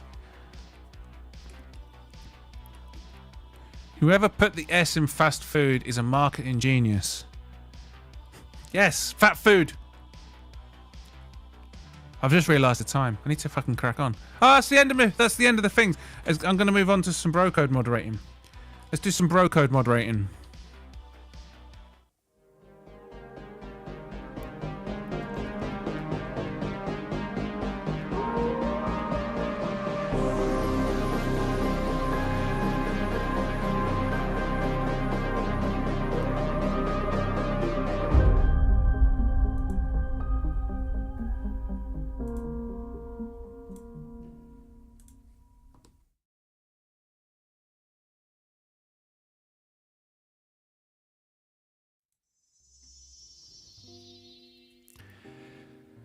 Oh God, that was a bit dense, wasn't it? Plain Tiger.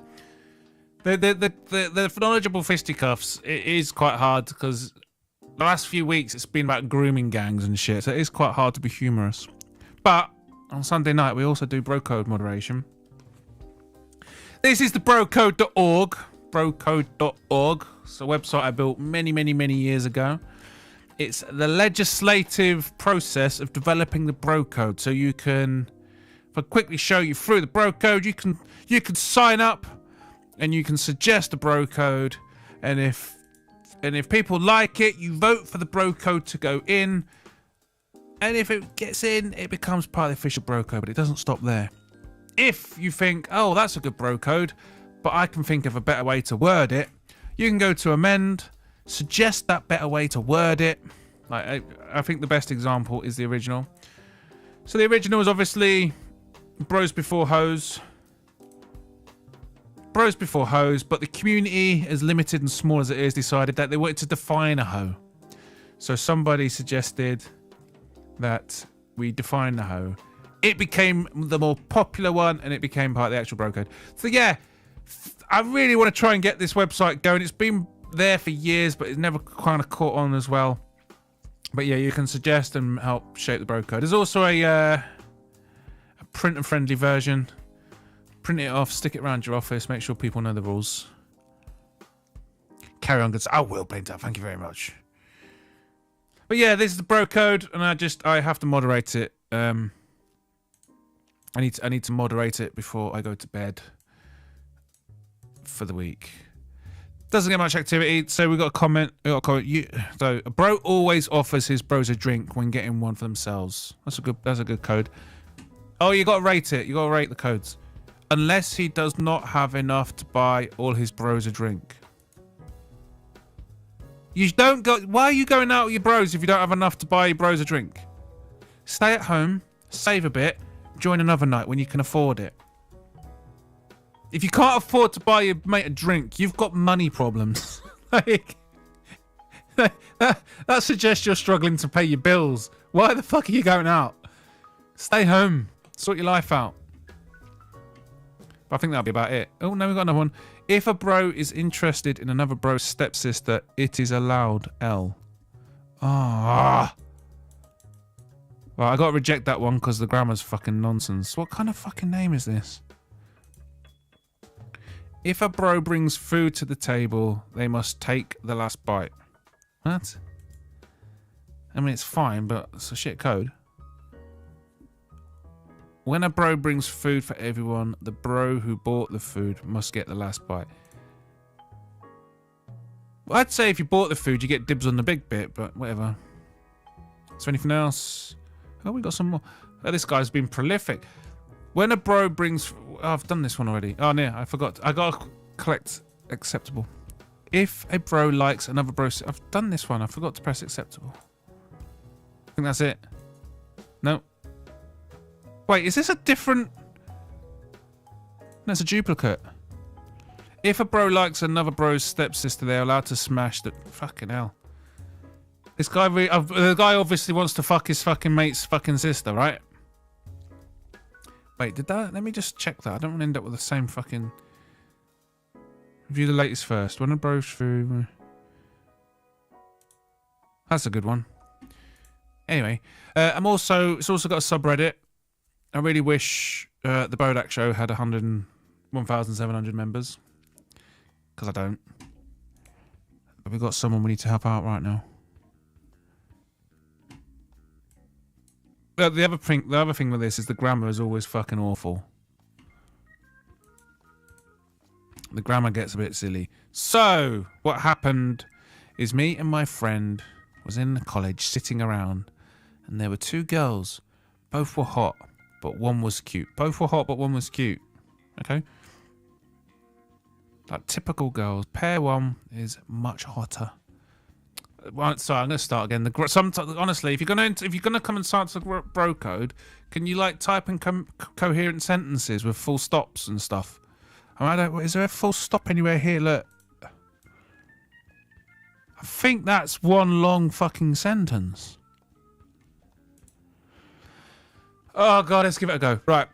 Hey, I'm just gonna read it word for word. Hey, so what happened is me and my friend were in the college sitting around, and there were two girls. Both were hot, but one was cute and hot.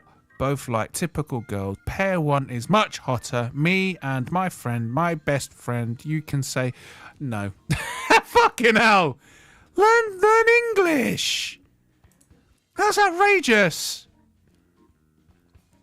The first activity for a month, and it's some fucking spastic ramblings of someone who just wants to talk about fucking women again. God damn it. I see you, smelly fingers. You're in my Discord right now, liking the memes I shared earlier. I see it.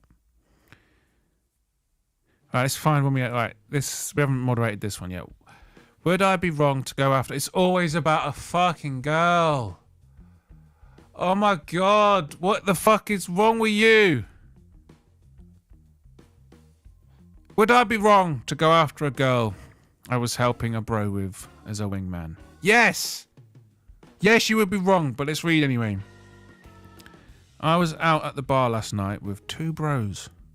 About halfway through the night, I came back in from ripping a stoogie. It's ripping a what? What does ripping a stoogie mean? To see bro number 1 and chick chatting it up.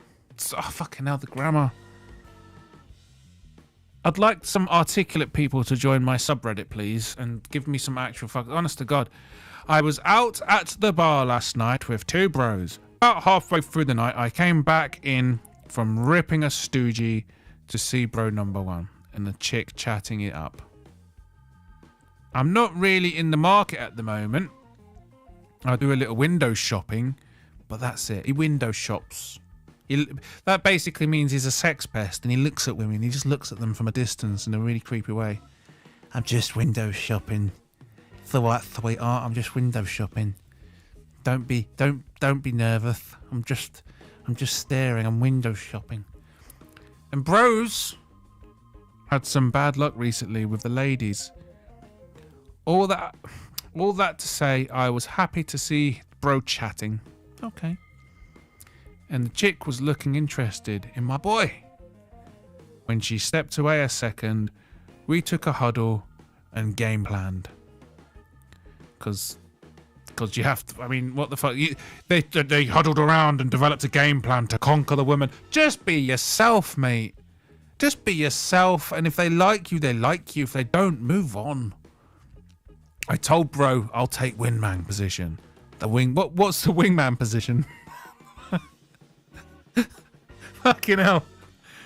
Honestly, the way some people approach women, like, what are these games? What do you mean a game plan? Just be yourself. Bro said much appreciated and we got to work. Oh god. I hate being a mod. I hate being a Reddit mod sometimes. Love bro to death, but he's all autism, no rhythm. He's autism, no rhythm. He's autism, no rhythm. If you've got Riz, you're a fucking spastic. Just be yourself. You shouldn't even, if you don't know what you are, if you haven't found yourself, if you don't know what that is, if you don't know how to be yourself, stay the fuck away from women. Why the fuck are you gonna be, if you, that poor fucking woman. Do you really want to waste time speaking to women when you're not yourself? If you're not yourself, you're not going to attract the right woman, right? Honest to God. A bro got in his head after we decided it was game on. So despite my best efforts, it was pretty clear to see he was losing her. Yeah, if you're just yourself, sometimes the woman's like, yeah, you're not for me, and you lose her. That's why you just move on and carry on being yourself, because eventually you're going to meet a girl and you're going to be yourself. And guess what? That girl's going to just dig you. Flaws and all. She's just going to dig you. But you're going to be yourself. And guess what? If you get her and you get in a relationship and you bag her, guess what you need to do to keep her around? Just carry on being yourself. That's how you got her. That's how you'll keep her. And if something changes and you need to stop being yourself, then you get rid of her. The important thing is to be yourself. It's not rocket science. Be yourself and you'll attract the people that like that. And then all you have to do to maintain it is be yourself. Go figure. This is all written by fucking young lads, this pro code shit. They're just, I don't understand. Like, I was the same when I was 19. I didn't know myself. Takes a while. I don't think people even should be dating until they're at least 25. You don't even start to get a sense of yourself until your mid-20s. And even then, that's a torturous time you have. I think the best time to start a relationship is in your 30s and beyond. I tried talking anyway. I tried talking bro into dropping it and moving on. But he wasn't going to let up. The conversation on his end pretty much died.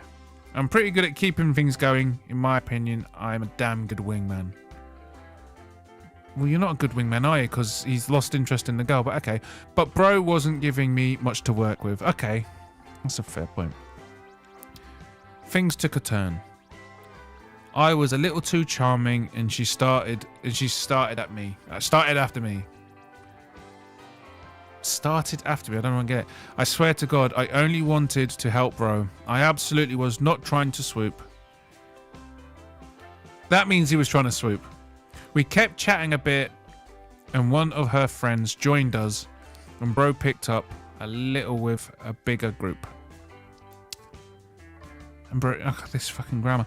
So I thought there still might be a chance for something. I was staying sober. It was my turn to drive. He was a designated driver, the DD. And the Uber's home. So you wait, what? And the Uber's home for the girls were crazy expensive. So I offered to give them a ride home. Bro 2 had his own expedition to go on. So he parted ways, and I took the girls and bro to their place. God, the grammar, man. They invited us in. Fuck yeah. And we kept the conversation going, but politely as possible. Bro was fucked up and scaring the hoes. He slumped after a bit, so I was getting ready to rally him out the door. But the girls were telling me to stay for a bit. Give him a sec to gather himself, and I'm only a man. I got him some water and checked on him every now and then. It was only about half an hour before we left at that point. Nothing happened other than trading phone numbers, but chick one, who bro was chatting with, has been texting me since I got home. She's not the serious dating type, but she's cool, and I'm thinking about getting something going with her. But I got to thinking about it, and something seems like it could be off about that. Given that I was trying to help bro at first. It's always the bros before hoes, but if it ain't as deep as I'm making it, I'll fuck around a bit. Appreciate that advice. You totally swooped. You totally swooped, mate. You totally fucking swooped. You're in the clear here in terms of the code. Carry on. No, he's not. He fucking swooped. However, bros don't call women hoes. A hoe is defined as someone who is not your wife or direct relative. The bro code is quite clear. The code is quite clear. A hoe is defined as any woman that is not your wife or direct family. If you don't like it, sign up to the bro code, word it differently, and win the community over, and you shall change the rules. But until that point, that is how we're defining a hoe. You totally fucking swooped. Swoopy. He should change his name and read it to Swoopy McSwoopson. Swoopy McSwoopyson. My bro is crossing boundaries with my crush. Oh my god, it's always about a fucking girl!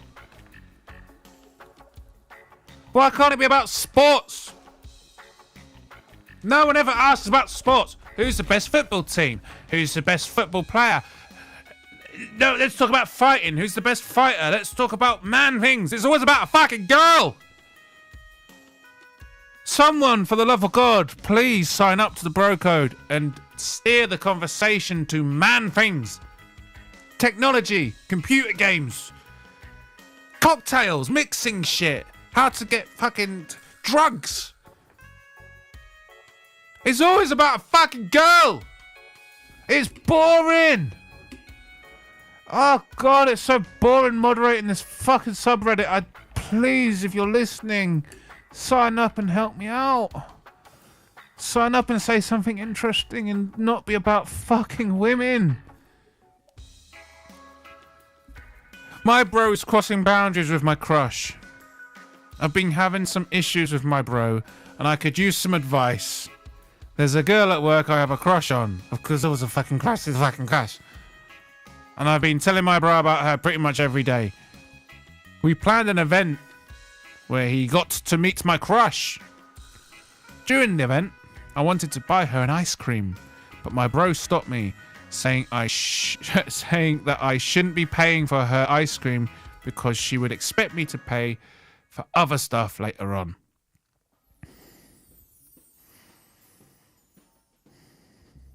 If you want to buy her a fucking ice cream, just buy her a fucking ice cream. Be yourself. If you ask other people for advice, they're just going to tell you what they would do. That doesn't apply to you. You're not them. Be yourself. Be your fucking self. And stop posting about it on my fucking subreddit. It's supposed to be a place for man things. And it's not. It's turned into this fucking place for insecure little boys who are upset about their latest crush. Oh, shut up and grow the fuck up. The bro code should be manly. Not even a minute later, he goes on. He goes and buys an ice cream for her himself. I think I read this one already. I forgot to moderate it. I was upset because he was the one who told me not to buy it. He's a swoopy McSwooperson, that's why. But then he did exactly that. Later that night, I got order food. While my crush and my bro looked for tables to sit at, my bro asked for my crush's number, and she gave it to him.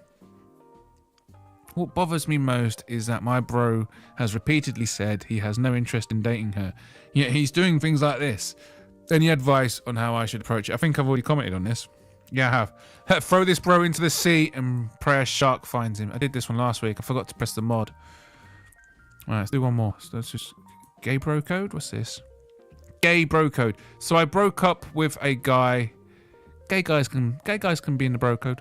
So I broke up with a guy a few days ago. Even the gay guys just want to talk about the fucking crushes. Even the gay guys. Do you not want to talk about some disco music or fashion or something? Like, why is it always about a fucking crush? So I broke up with a guy a few days ago, neutral, as his friend is super hot. I know he's into me, but he won't go for it because of the bro code. I could see where he wouldn't want... I can see why, I guess. I could see where he wouldn't want to, but the thing is, the guy I dumped is gay. My thought is that since I was already screwed from the beginning because I don't really have the right parts, we should be good. But I want an official answer before I make a move on the guy. Okay. I mean, yeah, I've got to mod it, but yeah, the code is the code regardless of sexual orientation. Yes! Good, Jack Sass. Sass spelled S-A-A-S. Oh, we got a coder. And yeah, coder would spell Sass that way. Software as a service. That's what it says. That's what Sass means. Software as a service. The code is a code regardless of sexual orientation. If you're hoping to start a relationship with an ex-bro, you'll need to get clearance from the ex. That's not the code! You don't date your bros. Oops, can't spell. Your bros' exes. No exceptions. Fuck me. Why do people always want to date and screw their fucking mates' exes?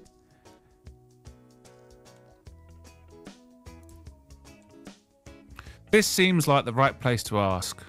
Which outranks the other? Dibs or move your feet, lose your seat?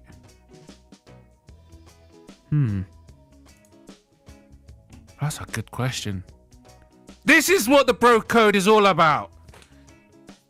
Philosophical debates. Which outranks the other? Dibs or move your feet, lose your seat? Huh. That's a fucking hard question to ask, because, you know, I mean, dibs is dibs, right? You call dibs, it's yours, but the law of the jungle says if you leave your seat, you lose your seat. Law of the jungle. You don't mess with nature. Law of the jungle, I say. Move your seat. Oh, wait, move your feet. Use your seat. Yeah. Law of the jungle prevails here, I think. That's more like it.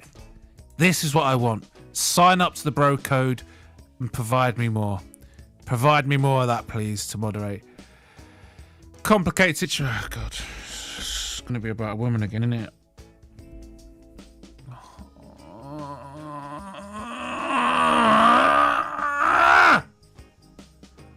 complicated situation. So, quick, too long, don't read.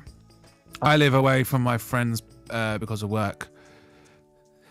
BCS, just write the fucking word because it's all. You don't even have to. You could get autocorrect from 3 letters, so why bother abbreviating? So quick, too long, don't read. I live away from my friends because of work. Bro came to visit me and hang out for 2 weeks. I met a girl that isn't quite up to my standards and decided to keep talking to her for a quick F. He means fuck. For a quick fuck. And maybe, you can't even type the fucking maybe. MYB, maybe. For a quick fuck, he wants a quick fuck and maybe a date with this woman who's not up to his standards apparently. One weekend we decided to gather up and go to the beach, gather up a full car, and we decided to leave the girl for the bro. Bro caught feelings, she friend-zoned him, then she hit me up for that date. What do I do here? Trying to be the most human and bro at the same time. Oh god, let your bro know. Nothing, not asking permission, but respectfully, this is what I don't know what that says. I don't know what to say to that.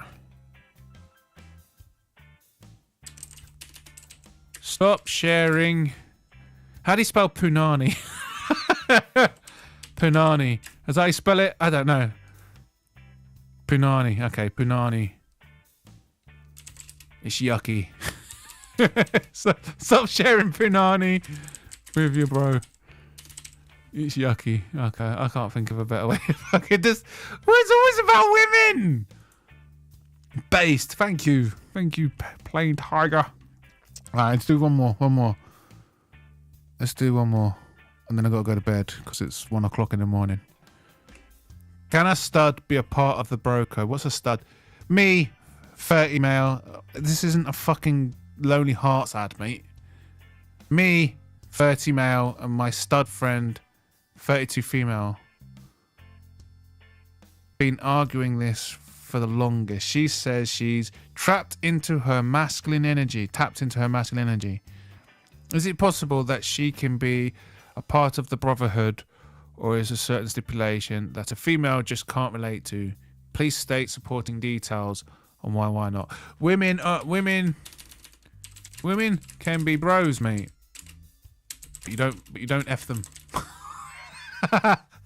Fucking hell. Short answer is hell no. Wrong. Mate, girls can be fucking amazing, mates. They actually give a shit about you. Men don't care. Men only care when you're fun. Women care about you full stop. Men only care when you laugh, you know? When you're down on your luck, there's a certain tolerance with men until they just lose interest. Anyway, right, I need to go to bed. Oh my god, if you want to sign up to the bro code, please by all means go to thebrocode.org. Suggest some bro codes, vote on some suggestions, help things go through. I'd really appreciate it. Join the subreddit, help get some questions that aren't something to do with fucking women and crushes and fucking exes and fucking sisters. It's not fucking Pornhub. It's supposed to be a place for men to get advice and to chew the fat and to argue about sports and stuff. It's become a Lonely Hearts fucking column where everybody seems to want to fuck everyone else's girlfriends and sisters and mums. Help me turn this community into something more masculine, please. Something more mature, please. Or don't. Up to you. But yeah, please like and subscribe to the Bodach Show as well. I'd really appreciate it. Especially the Facebook page, because I want to live stream on my Facebook page, but I haven't got enough followers. But anyway, like and subscribe and all the rest of it. Good stuff, and I signed up. Take care about it. Thank you, Played Tiger. I'm back on Tuesday, 10 p.m. Greenwich Mean Time, for the Magical Me Mirror and other things. Anyway, night. See you soon.